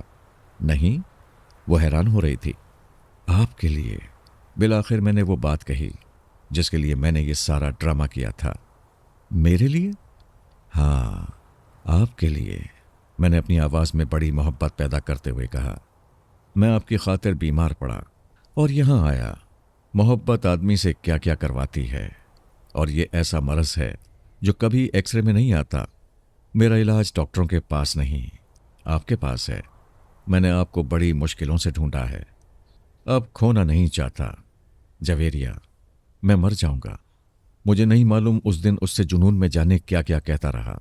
वो मेरी बात का एक एक लफ्ज़ समझती रही, लेकिन जवाब में उसने कुछ ना कहा। लेकिन उसकी खामोशी में एक रम्ज़ था और मैं रम्ज़ शनास था, इसलिए मैं चुपचाप अस्पताल से वापस आ गया। घर से मैं हैदराबाद का कहकर निकला था। उन्हें ना मालूम हो सका कि मैं हैदराबाद नहीं गया, इसी शहर के अस्पताल में था और वहाँ अपना दिल हार आया हूँ। जवेरिया इस जज्बे से जो मेरे दिल में उसके लिए मौजूद था बहुत मुतासिर हुई। फिर हमारी मुलाकातें होने लगीं। उन्हीं मुलाकातों में मालूम हुआ कि जरगाम जवेरिया का मंगेतर ना था। उनकी कोई बाकायदा मंगनी नहीं हुई थी। मंगनी तो दूर की बात है, रिश्ता भी तय ना था। बस जरगाम के दिमाग में ये बात थी, या उनके वालिदैन के। मेरे ड्रामे से जवेरिया खासी मुतासिर हुई थी। उसे यकीन आ गया था कि मैं वाकई उससे मोहब्बत करता हूँ, वरना आज के ज़माने में कौन इतना करता है। मैं उस अस्पताल के प्राइवेट रूम में रहा था। इससे उसे मेरी माली हालत का अंदाज़ा लगाने में देर न लगी। फिर मैं स्मार्ट आदमी था। गरज जितनी दलीलें थीं वो सब मेरे हक़ में थीं। इसका नतीजा ये हुआ कि वो अपना दिल का मुकदमा हार बैठी। हमारी मुलाकातें जारी थीं। मैं 7 शादियां कर चुका था और ये सब मोहब्बत की शादियां थीं। मैं मोहब्बत करने के 101 गुर जानता था। वो हर मुलाकात में मुझसे करीब होती जा रही थी, मेरी दीवानी बनती जा रही थी। ये मेरी 8वीं मोहब्बत थी। इस मोहब्बत में मुझे बड़ा मज़ा आ रहा था। इरफान को हमारी मुलाकातों का इल्म था। वो मेरा दोस्त था, लेकिन कभी कभी रास्तां ही दुश्मन बन जाते हैं। वैसे इरफान मेरे इस इश्क के हक़ में ना था। उसका झुकाव जरगाम की तरफ था। वो नहीं चाहता था कि मैं जवेरिया को जरगाम से छीनूं। वो अक्सर मुझे मना करता। उसने एक मर्तबा धमकी भी दी थी कि अगर मैं जवेरिया से मिलने से बाज ना आया तो सारी सूरत हाल वो जरगाम को बता देगा। मैं उसकी तंबी के बावजूद पास ना आया और उसे चिढ़ाने के लिए अपनी ताज़ा मुलाकात का हाल उसे सुनाया तो वो खामोश हो गया। उसकी ये खामोशी मेरे लिए ख़तरनाक साबित हुई। इरफान मेरा बहुत अच्छा दोस्त था, लेकिन वो मेरे दूसरे दोस्तों की तरह मेरे बारे में कुछ ना जानता था। उसने मेरा घर भी ना देखा था। उसे नहीं मालूम था कि मैं शादीशुदा हूँ। न सिर्फ शादीशुदा हूँ, बल्कि 2 बीवियों को एक ही छत के नीचे रखता हूँ। उसे यह भी मालूम नहीं था कि मैं एक पेशावर कार चोर हूँ। वो मुझे कोई बिजनेसमैन समझता था। हर दूसरे तीसरे दिन उससे मुलाकातें रहती थीं। जब से जवेरिया का चक्कर चला था मैंने इरफान की तरफ जाना कम कर दिया था। एक दिन मैं उसके पास पहुंचा तो उसने सीधे मुंह बात ना की। यार नाराज हो? मैंने कुरेदा। तुम्हारी हरकतें ही ऐसी हैं, वो मुंह फैला कर बोला। क्या किया है मैंने ज़रा लहजे को तीखा करते हुए कहा। मोहब्बत करना कोई जुर्म तो नहीं। इस सूरत में जुर्म है जब आदमी को ये मालूम हो कि वो लड़की किसी और से मंसूब है। तुमने मेरे दोस्त के हक पर डाका डाला है और ये बात मैंने तुम्हें फौरन ही बता दी थी, लेकिन तुम बाज नहीं आए। बहरहाल अब मैंने जरगाम को सारी सूरत हाल से आगाह कर दिया है। यार ये तुमने अच्छा नहीं किया। मैं एकदम परेशान हो गया। तो तुमने कौन सा अच्छा किया? किसी और की चीज़ को गज़ब करने चले थे? उसने मुझे टेढ़ी नज़रों से देखा। तुमने ये कैसे अंदाज़ा लगा लिया कि मैं उसे छोड़ दूंगा? मैंने रेत पर पांव जमाने की कोशिश की। तुम जरगाम से वाकिफ नहीं हो। मैं अगर दरमियान में ना होता तो शायद अब तक वाकिफ हो चुके होते। वो बॉडी बिल्डर आदमी है। उसका गुस्सा बहुत ख़राब है। मैं नहीं चाहता कि तुम्हें उसके ज़रिए कोई नुकसान पहुंच जाए। बेहतर होगा कि तुम जवेरिया का पीछा छोड़ दो, वरना नतीजे के तुम खुद जिम्मेदार हो। इरफान ने साफ साफ धमकी दे दी। तुम मेरे कैसे दोस्त हो? मैंने पैंतरा बदला। मैं तुम्हारा बहुत अच्छा दोस्त हूं, लेकिन उसूलों पर मैं कभी समझौता नहीं करता। जो बात गलत है वो गलत है। तुम्हें हर कीमत पर जवेरिया को छोड़ना होगा। उसने फैसला सुना दिया। ठीक है, मैं इस बात पर गौर करता हूं। ये बात तो मैंने इरफान से ऐसे ही कह दी थी। इस बात पर गौर करने का मेरा कोई इरादा ना था।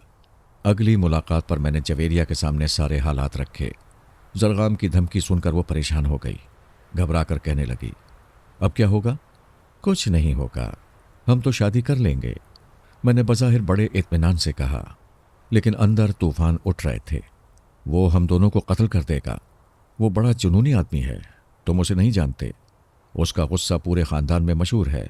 वो परेशान हो गई थी। उससे इतना डरती हो तो फिर तुम उससे शादी कर लो। मुझे उससे शादी करना होती तो मैं कब की कर चुकी होती। तुमसे मुलाकात की नौबत ही नहीं आती, लेकिन मैं उससे शादी नहीं कर सकती। वो बहुत गंदा आदमी है। गंदा आदमी है? मैं समझा नहीं। मैंने हैरत से उसे देखा। वो महीनों नहीं नहाता। उसके जिस्म पर मैल की बत्तियां चढ़ी रहती हैं, जिन्हें वो वक्तन फ़वक्तन उतारता रहता है। कसम खुदा की मुझे तो उसे देखकर ही उबकाई आने लगती है। मैं तो उससे बात भी बहुत दूर से करती हूँ। शादी का तो मैं तसव्वुर भी नहीं कर सकती। फिर तुम्हारी अम्मी क्यों मुसिर है इस रिश्ते पर? उन्हें तुमने क्यों नहीं बताया? जरगाम मेरी अम्मी की चहीती बहन का बेटा है। फिर मैं अम्मी को अपनी प्रॉब्लम बताती हूँ तो वो उसे इंतहाई गैर संजीदगी से लेती हैं। क्या फजूल बात करती हो कहकर टाल देती हैं। मुझे तो उसे देखकर घिन आती है। मैं क्या करूं? उसकी परेशानी इंतहा पर पहुंच गई थी। अब जो करना था मुझे ही करना था। मैंने जरगाम को देखा हुआ था। वो शक्ल से आर्टिस्ट के बजाय पहलवान लगता था। उसके बारे में मैंने जवेरिया और इरफान से जो कुछ सुना था वो मुझे होशियार करने के लिए काफ़ी था। मैं जरगाम जैसे होशमंद आदमी से टक्कर लेने की पोजीशन में ना था। मैं खून खराबे से वैसे ही डरता हूँ, लेकिन मैं उस पहलवान से शिकस्त मानने के लिए भी तैयार ना था। मैंने सोच लिया था कि उसे ताकत के बजाय अकल से ठिकाने लगा दूंगा। अब सिर्फ जवेरिया को पक्का करना था कि वो मेरा कहाँ तक साथ दे सकती है, मुझसे किस हद तक मोहब्बत करती है। मैंने कहा, यह मैं तुम्हें बता दूंगा कि तुमको क्या करना है, और अगर तुम मेरे कहे पर चलो तो तुमको मुझसे कोई छीन नहीं सकता। मेरा दिल डरता है। जरगाम बहुत जुनूनी आदमी है। उसकी आवाज़ में लर्जिश थी। उसका जुनून थरा का थरा रह जाएगा। वो हमारा कुछ नहीं बिगाड़ सकेगा। बस तुम्हें ज़रा मजबूत होना पड़ेगा। मैंने उसे तसल्ली दी। मैं बहुत मजबूत औरत हूँ। तुम जो कहोगे कर गुजरूंगी। मुझे आजमा कर तो देखो। बस मुझे यही सुनना था। मैंने खुश होकर कहा, अब जरगाम हमारा कुछ न बिगाड़ सकेगा। मैं उसका हुलिया बिगाड़ दूंगा। बस तुम देखती जाओ। फिर मैंने अपने मंसूबे के पहले हिस्से पर अमल किया। मैं इरफान से मिला। उससे मैंने जाकर माफ़ी मांगी और कहा, इरफान, मैंने जवेरिया से मिलना जुलना तर्क कर दिया है। मुझसे वाकई भूल हुई। मुझे ऐसा नहीं करना चाहिए था। यार, अब तुम भी मुझे मुआफ़ कर दो। मैं अब जवेरिया से कभी नहीं मिलूंगा। मैं तुम जैसे प्यारे दोस्त से महरूम नहीं होना चाहता। अब तुम जरगाम का दिल भी मेरी तरफ से साफ करवा देना। मेरी बातें और मिस्कीन सूरत देखकर इरफान हैरान रह गया। ये हरगिज़ उम्मीद न थी कि मैं इतनी आसानी से जवेरिया से दस्तबरदार हो जाऊंगा। बहरहाल वो मेरे माजरत भरे जुमले सुनकर बहुत खुश हुआ। वो एकदम खड़ा हो गया। उसने मुझे गले से लगाकर खूब भींचा और कहने लगा, यार तुम बहुत अजीम आदमी हो, तुम मेरे दोस्त और बहुत अच्छे दोस्त हो। मैं कितना अच्छा दोस्त था और कितना अजीम आदमी था, ये सिर्फ मुझे मालूम था। आदमी जब फरेब देने पर आता है तो अपने चेहरे पर ऐसे रंग चढ़ा लेता है कि उन रंगों की असल तक पहुंचना मुश्किल हो जाता है। मेरी इरफान से मुलाकातें जारी रहीं। अब मैं तकरीबन रोज़ाना ही उसके पास चला जाता था। दफ्तर से फारिग होकर हम इधर उधर घूमने निकल जाते या किसी रेस्टोरेंट में जा बैठते। मैं जवेरिया या जरगाम का जानबूझकर जिक्र ना करता, लेकिन मेरे कान हर वक्त उनकी कोई खबर सुनने के मुतमन्नी रहते। मैंने जवेरिया से क़तअ ताल्लुक़ कर लिया था। जब से मैंने जवेरिया से न मिलने का वादा किया था, उस वक्त से आज तक मैं जवेरिया से नहीं मिला था। अलबत्ता उसके हस्पताल कभी कभी फ़ोन पर बात कर लिया करता था। फिर एक दिन इरफान ने मुझे वो खबर सुनाई जिसका मैं बेचैनी से इंतज़ार कर रहा था। जवेरिया तो उससे शादी करना नहीं चाहती थी। मैंने कहा, ऐसा तुम्हारी वजह से हुआ था। वो मुस्कुराते हुए बोला, मेरी वजह से नहीं। वो कहती थी जरगाम बड़ा गंदा रहता है, महीनों नहीं नहाता, मुझे उसे देखकर घिन आती है। मैंने वजाहत की, यार ये लड़कियां शादी से पहले इसी किस्म के नखरे दिखाती हैं। शादी हो जाने दो। अगर 1 साल में उनके यहाँ औलाद ना हो जाए तो मेरा नाम बदल देना, फिर पूछेंगे कि उसे जरगाम को देखकर घिन आती है या नहीं। इरफान ने हंसते हुए कहा, यह बात तो ठीक कह रहे हो। मैंने उसकी हाँ में हाँ मिलाई। इसी में आफियत थी। फिर वो वक्त भी आ गया कि जरगाम और जवेरिया एक बंधन में बंधने लगे। शादी से 1 हफ्ता पहले जवेरिया ने अस्पताल से छुट्टी ले ली। आखिरी दिन मैंने जवेरिया से बात की। हाँ भाई, मजबूत औरत, तुम्हारे क्या हाल है? मैंने उसे छेड़ा। मुझे डराओ मत, मैं पहले ही घबराई हुई हूं। अब ये वक्त घबराने का नहीं। हाँ जानती हूं, उसने अपने लहजे में एतमाद बहाल करते हुए कहा। क्या तुम मुझसे मिल नहीं सकते? नहीं जवेरिया, ये बना बनाया काम ना बिगाड़ो। मैं नहीं जानती कि आगे क्या हो जाए। तुमसे एक मर्तबा मिल लेती तो अच्छा होता। तुमसे मुलाकात किए हुए भी तो एक अरसा हो गया है। जवेरिया, हिम्मत से काम लो, सब ठीक हो जाएगा। मैं तसव्वुर की आंख से खुशियों भरे दिन देख रहा हूं, जब हम और तुम हाथ में हाथ डाले किसी हसीन वादी में हनीमून मना रहे होंगे। उन अच्छे दिनों की आस में बुरे दिन गुजार दो। इस वक्त हमारा मिलना किसी धमाके से कम ना होगा। ठीक है, जवेरिया ने उदासी से कहा। फिर यह हमारी आखिरी गुफ्तगू है? आखिरी गुफ्तगू तो ना कहो, मैंने उसे टोका। तुमको जिंदगी भर बोलना है और मुझको जिंदगी भर सुनना है, मैंने बड़ी मोहब्बत से कहा। खुदा करे ऐसा ही हो। उसकी आवाज में लर्जिश आ गई थी। ऐसा ही होगा।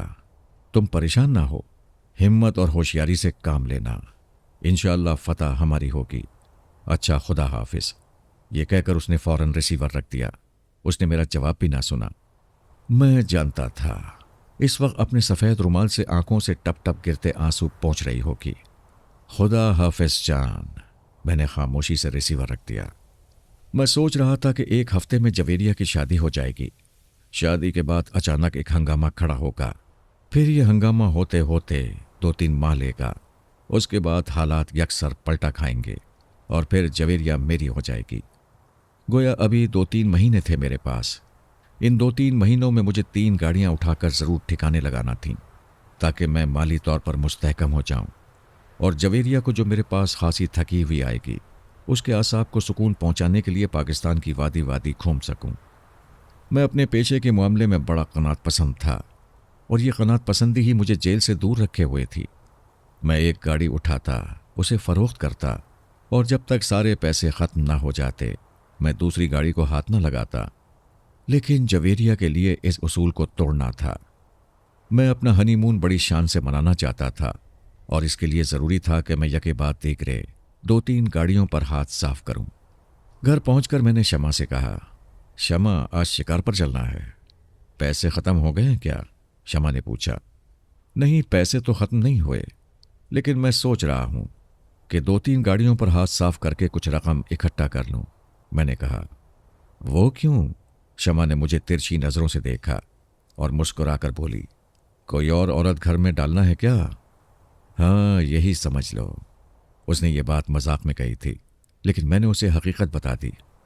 तो फिर उसी से करवाना ये काम, मैं क्यों किसी की खिदमत करूं? अरे बेवकूफ़ औरत, मैंने कुछ और सोचा है। मैं समझती हूं तुम्हारी सारी सोच को। तुम फिर किसी औरत के चक्कर में पड़ गए हो। मेरी पूरी बात तो सुन लो। अच्छा सुनाओ। मैं असल में 4-5 लाख रुपए जमा करना चाहता हूं। मेरा ख्याल है कि मैं कोई छोटा मोटा बिजनेस कर लूं और गाड़ियां चुराने से तौबा कर लूं। चोरी फिर चोरी है। अब तक हम नहीं पकड़े गए, लेकिन बुरा वक्त आते देर नहीं लगती। मैं अंदर चला गया तो तुम लोगों का क्या होगा? कुछ पैसे बिजनेस में लगे होंगे तो तुम लोगों को सहारा रहेगा। मेरे कई दोस्त हैं जो मुझे सरमायाकारी के लिए कहते रहते हैं। मेरा ख्याल है कि इस मर्तबा मैं पैसे जमा करके लगा ही दूं। तुम्हारा क्या ख्याल है? हाँ, ये ख्याल तो बहुत अच्छा है। मैं तो तुमसे कब से कह रही हूं कोई काम करो, लेकिन तुम्हें तो शादियों के अलावा और कोई काम आता ही नहीं। उसने हंसकर कहा, शादियां करना भी तो एक काम है। आखिर मैंने 4-5 सालों में 7 शादियां की हैं। कोई और करके दिखाए। मैंने खामी को भी खूबी में बदल डाला। बड़ा अच्छा काम किया है, शमा ने तंजिया लहजे में कहा। सीधे जन्नत में जाओगे। वैसे शमा, वहां एक आदमी को कितनी बीवियां मिलेंगी? मैंने बड़ी मासूमियत से पूछा। ज्यादा बकवास करने की जरूरत नहीं है। अच्छा, ये निगार कहाँ है? उससे भी तो मशवरा कर लें। पड़ोस में गई है। ये घर में टिकती ही नहीं। मैं जब भी बाहर से वापस आता हूं ये घर से बाहर निकली होती है। कितनी देर हो गई उसे गए हुए? मैंने पूछा। बहुत देर हो गई है। मेरा ख्याल है 2-2.5 घंटे तो हो गए होंगे। क्या बुलाऊं उसे? नहीं, रहने दो, वो खुद आ जाएगी। फिर शाम को शिकार का प्रोग्राम पक्का है। आज मैं दोनों को साथ लेकर जाऊंगा।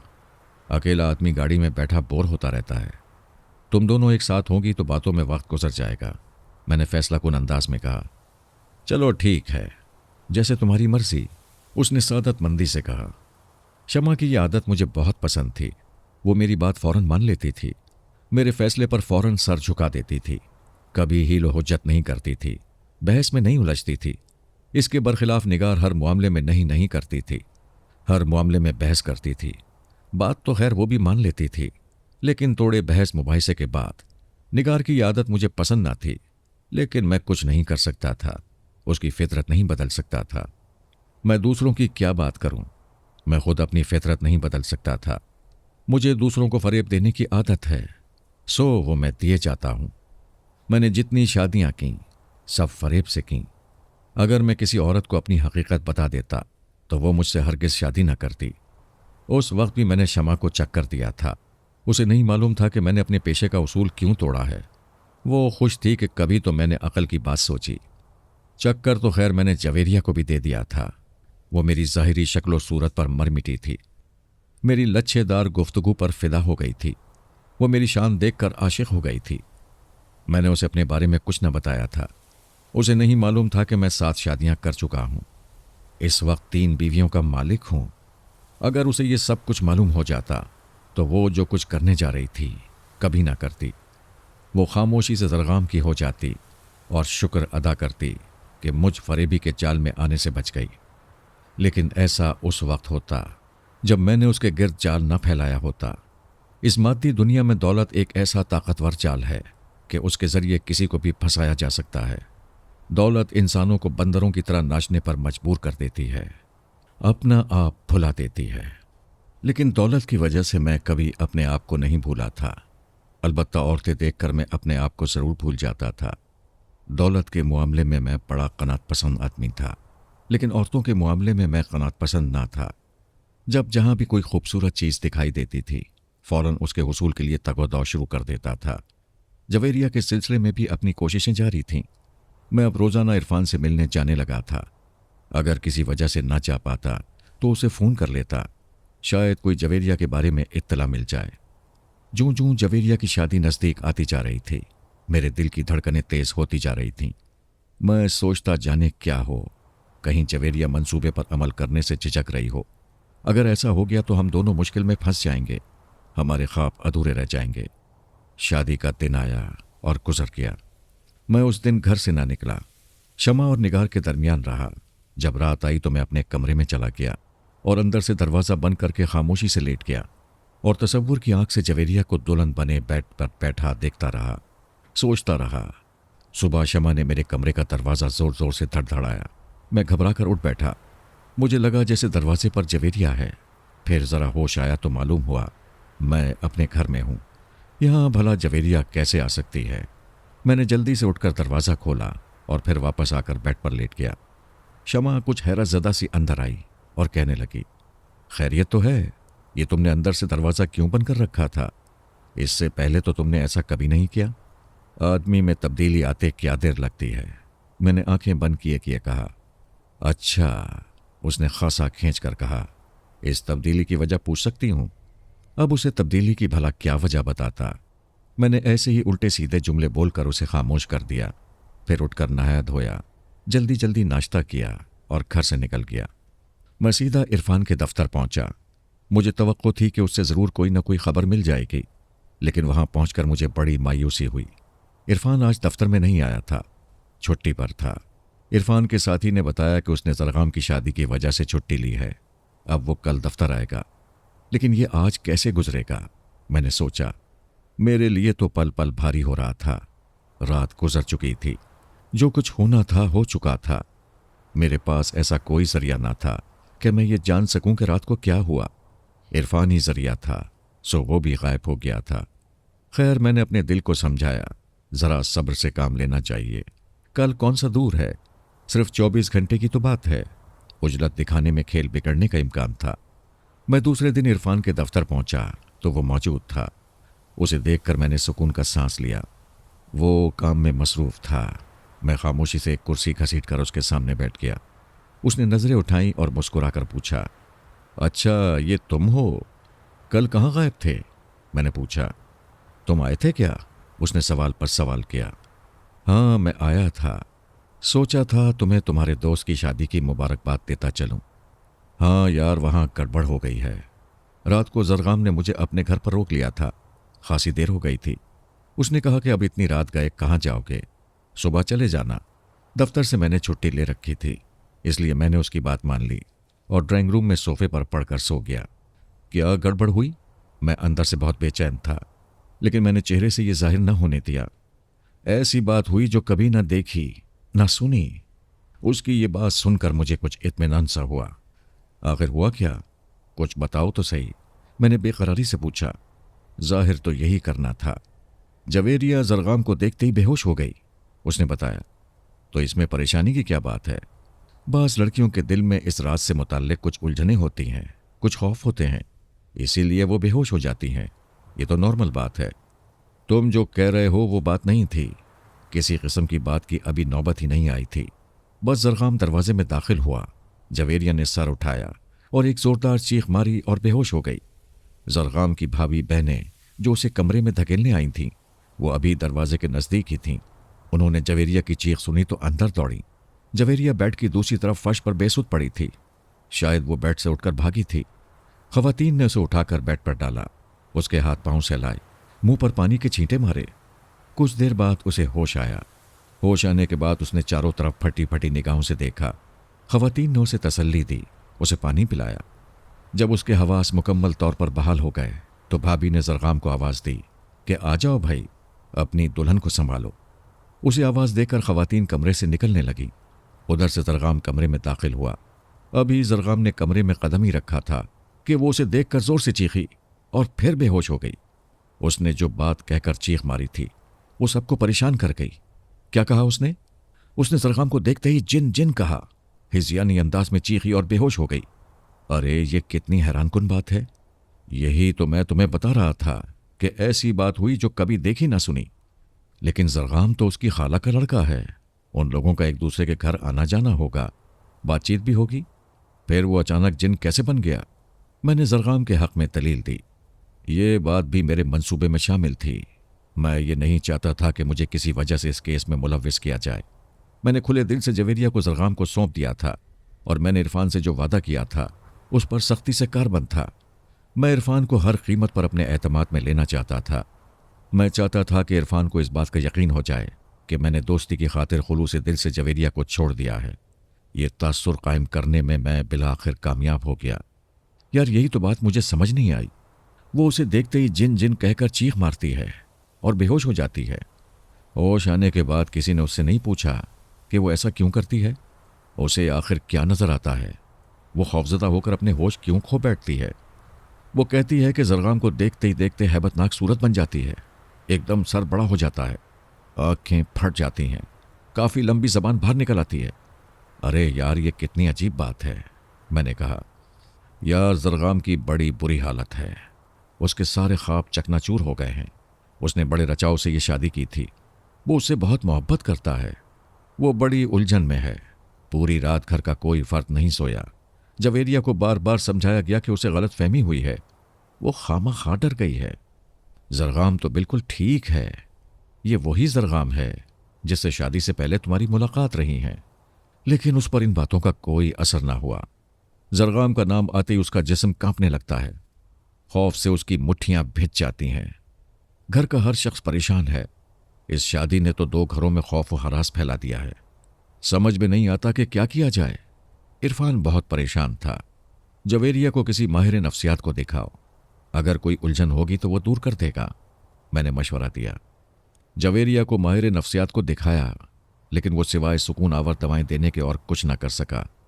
उसकी समझ में ही नहीं आया कि यह केस क्या है। वो जरगाम से अचानक इस कदर खौफजदा क्यों हो गई है, जबकि कहती है कि उसे जरगाम से बहुत मोहब्बत है और ये शादी मोहब्बत की शादी थी। माहिर नफ्सियात को जवेरिया ने गलत रास्तों पर डाल दिया। वो बेचारा उसकी नफ्सियाती उलझने सुलझाते सुलझाते खुद उलझन में पड़ गया है। वक्त गुजरता रहा। जरगाम वक्फे वक्फे से उसके पास आता रहा और वो उसे देखकर बेहोश होती रही। खौफ के मारे अब जवेरिया की हालत बिगड़ती जा रही थी। उसने खाना पीना छोड़ दिया था। वो दुबली और जर्द होती जा रही थी। घर की औरतों ने उसे कई पीरों फकीरों को दिखाया, लेकिन उसकी हालत ज्यों की त्यों रही। ये सारी बातें मुझे इरफान के जरिए मालूम होती रहती थीं। एक दिन मैंने इरफान को मशवरा दिया, यार तुम लोग जवेरिया को पीरों फकीरों के पास लिए फिर रहे हो, आखिर तुम लोग जरगाम को किसी आमिल के पास क्यों नहीं ले जाते? क्या पता जवेरिया ठीक ही कहती हो, उस पर वाकई किसी जिन का साया हो। हाँ, कहते तो तुम ठीक हो। जहां जवेरिया का इतना इलाज हुआ है वहां जरगाम को भी किसी पीर फकीर को दिखा लेना चाहिए। लेकिन मसला यह है कि मैं तो किसी पीर फकीर को नहीं जानता। अगर किसी इश्तहारी प्रोफेसर को दिखाया जाए तो वो पैसे बटोरने की बात करेगा। इरफान ने कहा, मैं एक आमिल को जानता हूं, निहायत शरीफ आदमी है और सुना है कि जिन उतारने के बड़े माहिर हैं, किसी से एक पैसा नहीं लेते। अगर चाहो तो तुम उनके पास चले चलो। मैं जरगाम से बात करके देखता हूं, अगर वो राजी हो गया तो फिर तुम्हारे साथ ही चलेंगे। उसने मुझे पुरुम्मीद नजरों से देखते हुए कहा, नहीं यार, मेरा जाना मुनासिब नहीं होगा, तुम दोनों चले जाना। मैं तुम्हें पता बता दूंगा, उनको मेरा नाम बता देना, वो जरगाम को अच्छी तरह देख लेंगे। ये बात कि मेरा जरगाम के साथ जाना मुनासिब ना होगा इरफान की समझ में आ गई। वो मेरे बताए हुए पते पर जरगाम को ले गया। उस आमिल प्रोफेसर ने मेरी मर्जी के मुताबिक अपना बयान दे दिया। उस बयान के लिए मुझे सिर्फ 1000 रुपये उसे देने पड़े थे। उसने जरगाम को इस कदर डराया कि वो खुद भी उसे 500 रुपये देने के लिए तैयार हो गया। उसने कहा, तुम्हारे ऊपर बड़े खतरनाक किस्म के जिन ने कब्जा कर लिया है। जब तुम अपनी बीवी के कमरे में जाते हो तो वो तुम्हारे जिस्म में दाखिल हो जाता है। इस तरह वो तुम्हारी बीवी पर कब्जा करना चाहता है। जब तक तुम्हारे सर से जिन उतर ना जाए अपनी बीवी से दूर रहना। मैं तुम्हारे लिए चिल्ला कशी करूंगा। 11 दिन आमिल ने चिल्ला कशी की, फिर जरगाम को जिन उतरने की नवीज सुनाई और उसे कुछ एहतियात बताई। एक तावीज़ गले में डाला और कहा, अब तुम अपनी बीवी के पास जा सकते हो। जरगाम बड़ा खुश हुआ। रात को जब वो झूमता हुआ बेडरूम में दाखिल हुआ तो नतीजा वही ढाक के 3 पात वाला निकला। जवेरिया ने उसे देखते ही जिन जिन कहा और बेहोश हो गई। दूसरे दिन इरफान ने मुझे सारी कहानी सुनाई। कहानी सुनकर मैंने बड़ा अफसोस जाहिर किया और कहा, शायद कोई जरगाम से बद एहतियाती हो गई होगी। आमिल साहिब से फिर मिलो। नहीं यार, जरगाम को बहुत गुस्सा है, वो अब कहीं जाने को तैयार नहीं है। उसका हर शख्स से एतमाद उठ गया है और मैं यही चाहता था कि जरगाम का दुनिया के हर शख्स से एतमाद उठ जाए, उसे अपने आप पर भी एतमाद न रहे। एक जुनून और गुस्से की सी कैफियत उस पर तारी हो जाए। कभी वो शदीद अफसोस का शिकार हो और खुदकुशी के बारे में सोचे। और मैं जो चाहता था वही कुछ हो रहा था। मेरा ख्याल था कि जवेरिया मेरे मंसूबे पर इतनी अच्छी तरह अमल न कर सकेगी, लेकिन अब तक की परफॉर्मेंस ने यह साबित कर दिया था कि वो अच्छी अदाकारा बन सकती है। उसने तो कमाल ही कर दिया था। खौफजदा होकर गश खाने की ऐसी शानदार अदाकारी की थी कि पूरे खानदान को नचा कर रख दिया था। मैं दिल ही दिल में उसे शाबाश दे रहा था। और अंधेरे छटने का इंतज़ार कर रहा था। मेरा अंदाज़ा ये था कि अगर जवेरिया साबित कदम रही, इसी तरह परफॉर्मेंस देती रही, तो ये मामला 3 माह से ज़्यादा ना होगा। ज़रग़ाम बिलाखिर घबरा कर उसे तलाक दे देगा। लेकिन मेरा अंदाज़ा गलत साबित हुआ। ज़रग़ाम ने 2 माह में ही तलाक दे दी। ये तलाक बाहमी रजामंदी से हुई। जवेरिया की हालत तो बिगड़ ही रही थी। ज़रग़ाम भी इस हादसे से खासा मुतासिर हुआ था। अब कोई फ़ायदा ना था। सारे इलाज मालजे करा कर देख लिए गए थे, लेकिन फ़ायदा कुछ भी ना हुआ था। तब आपस में बैठकर यही तय हुआ कि जवेरिया को तलाक देकर उसे इस अजाब से निजात दिला दी जाए। ज़रग़ाम जिस कर्ब में मुब्तला है, उसे भी सुकून मैसर आ जाए। लिहाजा तलाक हो गई। तलाक के बाद जवेरिया ने हस्पताल ज्वाइन कर लिया। अगरचे मुझे जवेरिया के हस्पताल ज्वाइन करने की इत्तला इरफान से मिल गई थी, लेकिन मैंने उससे फ़ौरन राब्ता कायम करने की कोशिश नहीं की। चंद दिन गुजार कर मैंने फिर उसे फ़ोन किया। उसके रिसीवर उठाने पर मैंने कहा, ये मैं हूँ। उसने मखसूस अंदाज में कहा,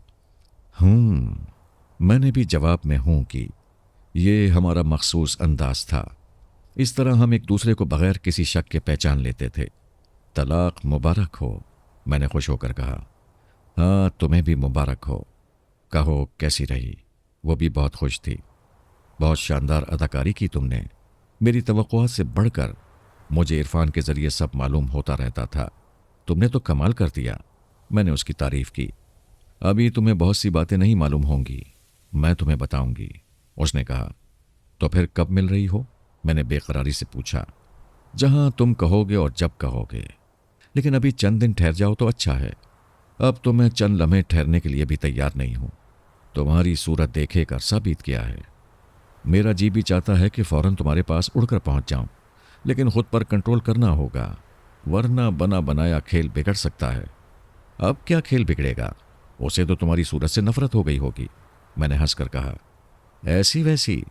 उसका बस चलता तो वह मुझे कत्ल ही कर देता। ये फ़ोन है, ज़रा मोहतात गुफ्तगू करो, मैंने उसे तंबीह की। इस वक्त आसपास कोई नहीं है, उसने कहा। अच्छा, वैसे तुमने भी उसे रुस्वा करने में कोई कसर नहीं छोड़ी। अच्छे भले बंदे को जिन बना दिया। अब तो उसकी शादी भी मुश्किल हो जाएगी। कौन देगा बेटी अब जिन को? मेरी तरफ से जहन्नुम में जाए, जवेरिया ने बेनियाजी से कहा। बस मेरी जान छूट गई, वरना उस गंदे आदमी के साथ जिंदगी अजाब बन जाती। फिर मैंने चंद दिन की जुदाई का अजाब और झेला। उसके बाद उसे फ़ोन पर एक जगह खड़े होकर इंतज़ार करने की हिदायत की। मैं वक्त मुकर्ररा पर उस जगह पहुंच गया। वो अभी नहीं आई थी। मैंने अपनी गाड़ी साइड में खड़ी कर ली और गाड़ी से बाहर निकलकर उसका इंतज़ार करने लगा। कुछ देर के बाद एक रिक्शा मेरे नज़दीक रुका। जवेरिया रिक्शा में मौजूद थी। उसका रंग भी जर्द हो गया था। ऐसा मालूम होता था जैसे वाकई उसने अपने शौहर के रूप में किसी जिन को देखा हो। वो रिक्शे से उतरकर मेरी गाड़ी में बैठ गई। मेरी गाड़ी शहर के एक छोटे से अस्पताल के अहाते में खड़ी थी। हमें मुश्किल से ही देखा जा सकता था। फिर हमने वहां से निकलकर एक रेस्टोरेंट का रुख किया। वहां बैठकर मुस्तकबिल की मंसूबाबंदी की। मैं अब बहुत बेकरार हो रहा था। चाहता था कि जवेरिया का जल्द अज जल्द कुर्ब मैसर आ जाए। वो भी यही चाहती थी कि फौरन मेरी हो जाए। मियाँ बीवी राजी थे। अब काजी का मसला था, जिसने हमारा निकाह पढ़ा न था। फिर ये शादी से एक दिन पहले की बात है। जवेरिया मेरे साथ थी। सदर से हम लोगों को कुछ शॉपिंग करना थी। मैं उसे कुछ जेवरात दिलवाना चाहता था। सदर की उस मसरूफ़ और मशहूर सड़क पर मैं अपनी गाड़ी को पार्क करने की जगह तलाश कर रहा था। बिलाखिर मुझे गाड़ी बैक होती दिखाई दी। मैंने अपनी गाड़ी रोक ली ताकि वो गाड़ी निकल जाए। मैंने अपनी गाड़ी वहां खड़ी कर दी। अपनी गाड़ी पार्क करके जब मैंने अपने दाएं जानिब नज़र डाली तो मेरे मुंह में पानी भर आया। मेरे बराबर एक चमचमाती गाड़ी खड़ी थी। नया मॉडल था। गाड़ी के अंदर ब्रीफकेस भी पड़ा हुआ था। बस एकदम ही मेरा दिमाग सनसना उठा। मुझे पैसों की शदीद ज़रूरत थी। मैं अभी तक मतलूबा रकम इकट्ठा नहीं कर पाया था। ऊपर वाले ने छप पर फाड़ कर खुद ब खुद मौका दे दिया था। मैं इस मौके को हाथ से गंवाना नहीं चाहता था। मैंने जवेरिया से कहा, जवेरिया, ये गाड़ी देख रही हो? हाँ, देख रही हूँ। खूबसूरत और नई है। रंग बहुत ही प्यारा है। वो जाने किन ख्वाबों में थी। मैं इस गाड़ी को चुराना चाहता हूँ। मेरी बात सुनकर वो इस तरह चौंकी जैसे बिच्छू ने उसे डंग मार दिया हो। ये क्या कह रहे हैं आप? उसके सारे ख्वाब बिखर गए। परेशान होने की ज़रूरत नहीं है, ये मेरे दोस्त की गाड़ी है। मैं इस गाड़ी को यहाँ से निकाल कर ज़रा दूर खड़ी करके आता हूँ। तुम जब तक गाड़ी में बैठी रहो, वो गाड़ी यहाँ ना पाकर बड़ा परेशान होगा। बहुत मज़ा आएगा। फिर हम उससे रात का खाना किसी अच्छे से होटल में खाएंगे और गाड़ी उसके हवाले कर देंगे। ठीक है ना? बस तुम गाड़ी में बैठी रहना जब तक मैं वापस ना आ जाऊं। लेकिन तुम उनकी गाड़ी किस तरह खोलोगे? उसने पूछा। मेरे पास जो चाबी है इत्तेफाक से इसी मॉडल की कार में आसानी से लग जाती है। ये कहकर मैं अपनी गाड़ी से उतर आया और फिर एक्शन में आ गया। गाड़ी का दरवाज़ा खोलने में मुझे चंद सेकंड लगे। जिंदगी भर मैंने और किया ही क्या था। जब मैं गाड़ी बैक कर रहा था तो मैंने जवेरिया के चेहरे पर कुछ उलझन देखी। उसने कहा, ज़रा जल्दी आना। मेरे पास उसकी बात का जवाब देने का वक्त नहीं था। ये बड़े जानलेवा लम्हात होते थे, एक एक लम्हा कीमती होता था। गाड़ी बैक करके मैंने तीर की तरह चलाई। फिर जब मैं गाड़ी को एक महफूज मकाम पर खड़ा करके जाए वारदात पर पहुंचा तो मेरे छक्के छूट गए। ये तो अच्छा हुआ कि मैं सड़क के उस पार था और ज़रा फासले पर था। मैंने लपक कर एक गाड़ी की आड़ ले ली। मैंने जो देखा उससे यह अंदाज़ा लगाने में मुझे देर न लगी कि क्या हुआ होगा। जहां से मैंने गाड़ी उठाई थी वहां भीड़ लगी हुई थी। उस रश में मुझे जवेरिया का परेशान चेहरा नजर आ रहा था। वो बड़ी बेकरारी से गर्दन उठाकर उस सम देख रही थी जहां से मेरे आने की तवक्को थी। उसके सामने एक सूटपोश मर्द खड़ा था। गालिबन ये गाड़ी का मालिक था।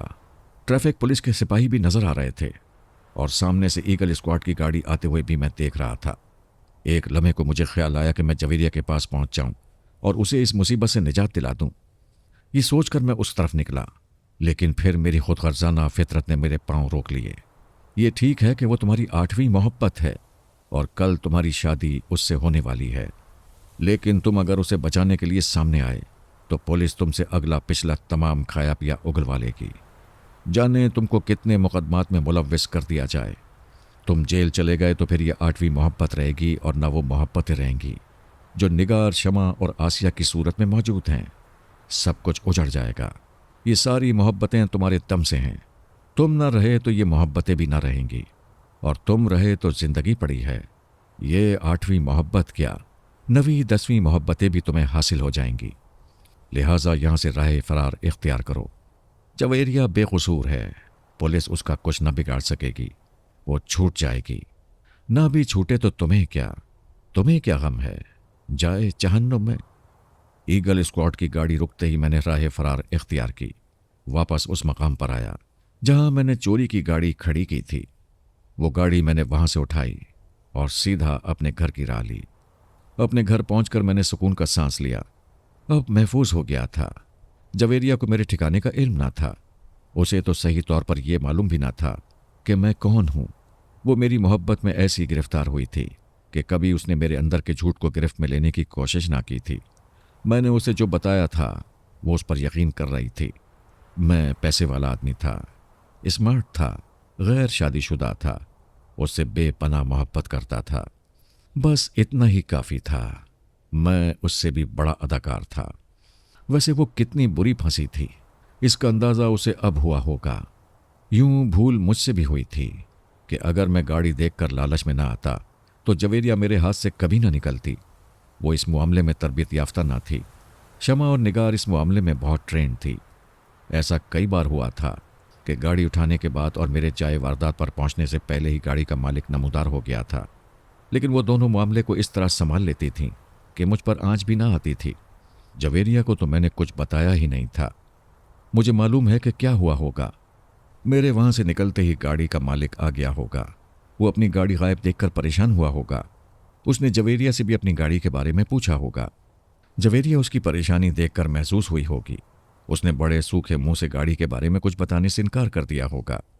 लेकिन जब गाड़ी का मालिक खासा परेशान हो गया होगा, उसने पुलिस वाले की तलाश शुरू कर दी होगी, तो जवेरिया ने उसे बड़ी राजदारी से बताया होगा कि यह काम आपके दोस्त ने किया है। गाड़ी का मालिक ये सुनकर हैरान रह गया होगा। अब गाड़ी के मालिक की निगाहों में जवेरिया मशकूक हो गई होगी। फिर मेरा इंतजार शुरू हुआ होगा और जब मैं वापस नहीं पहुंचा तो पुलिस उसे थाने ले गई होगी। जवेरिया के साथ पुलिस ने मेरी गाड़ी पर भी कब्जा कर लिया होगा। अपनी गाड़ी का ख्याल आते ही जैसे मेरी रूह में सन्नाटा उतर गया। मैंने फौरन घड़ी देखी। इस वारदात को हुए 3-4 घंटे हो चुके थे। इसका मतलब था कि मैं खुद को खतरे से बाहर समझ रहा था। अब सही मायनों में खतरे में आ गया था। इस वक्त रात के 10 बज रहे थे। शमा और निगार टीवी देख रही थीं। मैं अपने कमरे में बेड पर लेटा था। मैंने फौरन उठकर घबराकर शमा और निगार को आवाज़ दी। अरे क्या हुआ, खैर तो है? वो दोनों मेरी थरथराई हुई आवाज़ सुनकर परेशान होकर कमरे में आ गईं। शमा, निगार, खैरियत नहीं है। मैं फौरन यहाँ से निकल रहा हूँ। अगर पुलिस आए तो तुम दोनों कह देना कि मैं घर में नहीं आया, और ये कि तुम्हें नहीं मालूम कि मैं कहाँ हूँ। वैसे मैं लाहौर चला जाऊँगा, मैंने जल्दी जल्दी उन्हें बताया। लेकिन क्यों? शमा ने पूछा। अरे बेवकूफ़ औरत, तुझे नहीं मालूम कि घर में चोरी की गाड़ी खड़ी है और मेरी गाड़ी पुलिस के कब्जे में है। मेरी गाड़ी में ड्राइविंग लाइसेंस मौजूद है, उसमें इस घर का पता लिखा है। मैंने जल्दी जल्दी लिबास तब्दील करते हुए कहा। लेकिन तुम्हारी गाड़ी उनके कब्जे में कैसे आई? शमा सवाल पर सवाल किए जा रही थी और मुझे अपनी जान की पड़ी हुई थी। मैं उसे क्या बताता कि गाड़ी कैसे पुलिस के कब्जे में आई। मैंने उसे डांट कर कहा, शमा, ये वक्त सवालात का नहीं है, मैं तुम्हें सारी तफसील बता दूंगा। इस वक्त मुझे जाने दो। और देखो, घबराओ मत, मैं लाहौर जाते ही तुम्हें ख़त लिखूंगा। ख़त लिखना तो दूर की बात है, मेरे लाहौर जाने की भी नौबत ना आई। जब मैं निकलने के लिए गाड़ी स्टार्ट कर रहा था, उस वक्त पुलिस की गाड़ी मेरे घर के दरवाजे तक पहुंच चुकी थी। पुलिस के साथ जवेरिया थी, जरगाम था, इरफान था, गाड़ी का मालिक था, और उनके सामने मैं मौजूद था। चोरी की गाड़ी मौजूद थी। मुझे देखकर जरगाम ने मेरे ऊपर हाथ उठाने की कोशिश की। बहुत गुस्से में था वो। मेरे ख्याल में जवेरिया ने उसे सब कुछ बता दिया था, लेकिन थाने के इंचार्ज ने जरगाम को रोक दिया। नहीं जरगाम साहेब, आप ज़रा सब्र से काम लें, इस काम के लिए हम मौजूद हैं। इस बंदे की तो हमें अरसे से तलाश थी। चलो ये। इंस्पेक्टर ने मुझे जीप की तरफ धक्का दिया। मैंने गाड़ी में चढ़ते हुए अपने पीछे अपनी बीवियों को देखा। जवेरिया की तरफ देखने की मुझे हिम्मत ना हुई। शमा और निगार सहमी हुई खड़ी थीं। उनकी समझ में कुछ नहीं आ रहा था। मेरी बीवियां अगरचे मेरे जुर्म में बराबर की शरीक थीं, लेकिन मैंने उन्हें बचा लिया। अपने बयान में मैंने उनका कोई तस्करा ना किया। पुलिस ने मेरे साथ वही किया जो इस तरह के मुजरिमों के साथ किया जाता है। उसने मेरे खाते में दूसरों के जराइम भी डाल दिए। न सिर्फ पुलिस ने मेरे जराइम की फहरिस्त तवील कर दी, बल्कि वो काम भी कर दिखाया जिसका इत्मीनान उसने जरगाम को दिलाया था। हवालात में मेरे हाथ पांव तोड़ दिए गए। मुनासिब इलाज ना होने के बाइस मेरी एक टांग खराब हो गई, जिसे मजबूरन डॉक्टरों ने काट दिया। मेरा सीधा हाथ बज़ाहिर बिल्कुल ठीक था, लेकिन वो बेजान होकर रह गया। उस हाथ को मैं हिला जुला भी नहीं सकता था। मुझे 5 साल की कैद बामुशक्क़त हो गई, लेकिन जेल हुक्काम मुझसे मुशक्क़त न ले सके, क्योंकि मैं एक टांग और एक हाथ से माजूर हो चुका था। मैं अपनी कटी टांग और मफलूज हाथ देख देख कर रोता था। मेरी हंसती मुस्कुराती जिंदगी फरियाद बनकर रह गई थी। मेरे जेल में आते ही मेरी मोहब्बत भरी जिंदगी बिखर गई थी। सबसे पहले निगार ने खुद को मेरी कैद से आज़ाद किया। उसने कोई मालदार आसामी तलाश कर ली और उसके साथ चली गई। लाहौर वाली आसिया को शमा ने ख़त लिख कर मेरे बारे में बता दिया था। 5 साल तक मेरा इंतज़ार करना उसके बस का ना था। उसने भी अपने लिए दूसरा ठिकाना ढूंढ लिया। रह गई शमा, तो उसने बहुत कोशिश की मेरा साथ निभाने की, लेकिन अकेली औरत का इस माशरे में ज़िंदगी गुजारना किस कदर मुश्किल है, ये मुझे शमा के ख़तों से अंदाज़ा हुआ। बिलाखिर शमा भी शिकस्त खा गई। उसने अपने आखिरी ख़त में लिखा, मैं अपने ठिकाने पर वापस जा रही हूँ। कैद से छूटो तो मिलने ज़रूर आना। जेल से छूटा तो मैं उससे मिलने ना जा सका। बगल में बैसाखी दबाए मैं उससे मिलने क्या जाता। मैं अब इस काबिल कहाँ रहा था कि उससे मिलता। उससे मिलकर मैं उसे क्या देता सिवाय आंसुओं के। आंसू तो उसकी ज़िंदगी में पहले ही मैंने भर दिए थे। जेल में रहकर मेरी जिस्मानी हालत तो तबाही थी, ज़हनी हालत भी परगंदा हो गई थी। बाहर आकर मैं एक दीवार के साए में बैठ गया। कटी हुई टांग, बड़ी हुई दाढ़ी, मफलूज हाथ, ज़मीन पर बैठा हुआ आदमी। लोग मुझे भिखारी समझ रहे थे। मेरे सामने सिक्के गिरने लगे और मैं किसी से ये ना कह सका कि मैं भिखारी नहीं हूँ। मेरी ज़बान गंग हो गई। शायद यही मेरे आमालों की सज़ा थी। मैं आज भी एक दीवार के साए में बैठा हूँ, और मैं जिस दीवार के साए में बैठा हूँ ये एक कॉलेज की दीवार है। एक सज़ा याफ्ता मुजरिम उस दीवार का सहारा लिए हुए है जिसके पीछे कानून पढ़ाया जाता है। एक दिन शाम को मैंने उस कॉलेज के गेट पर सादिका को देखा। वो शायद किसी प्रोफेसर के साथ गुलाबी साड़ी में बहुत प्यारी लग रही थी और बहुत खुश थी। वो दोनों मेरे सामने से बातें करते हुए गुजर गए। आगे जाकर उन्होंने एक टैक्सी पकड़ी और दोनों उसमें बैठकर चले गए। एक वक्त था मैंने सादिका को भिखारी के रूप में देखा था, और मैं उसे उस रूप में देखकर फौरन वापस आया था ताकि उससे मालूम करूं कि उस पर क्या बीती। एक ये वक्त था कि अब मैं उसके सामने भिखारी के रूप में बैठा था। मैंने खुद उसे देखकर मुंह फेर लिया था। मैं नहीं चाहता था कि उसके सामने जाए इबरत बनूं। ये जिंदगी भी अजीब तमाशा है, कैसे कैसे खेल दिखाती है, कैसे कैसे रंग सामने आते हैं। सादिका की जिंदगी मेरे लिए मुअम्मा बन गई थी। वैसे सादिका को इस नए रूप में देखकर मुझे बिल्कुल खुशी ना हुई थी। अगर सादिका मुझे भिखारन के रूप में मिली होती तो कितना अच्छा होता। इस तरह मुझे मेरे म्यार की एक अदद बीवी तो मैसर आ जाती। बीवी के बगैर मैं किस कदर तन्हा हूं।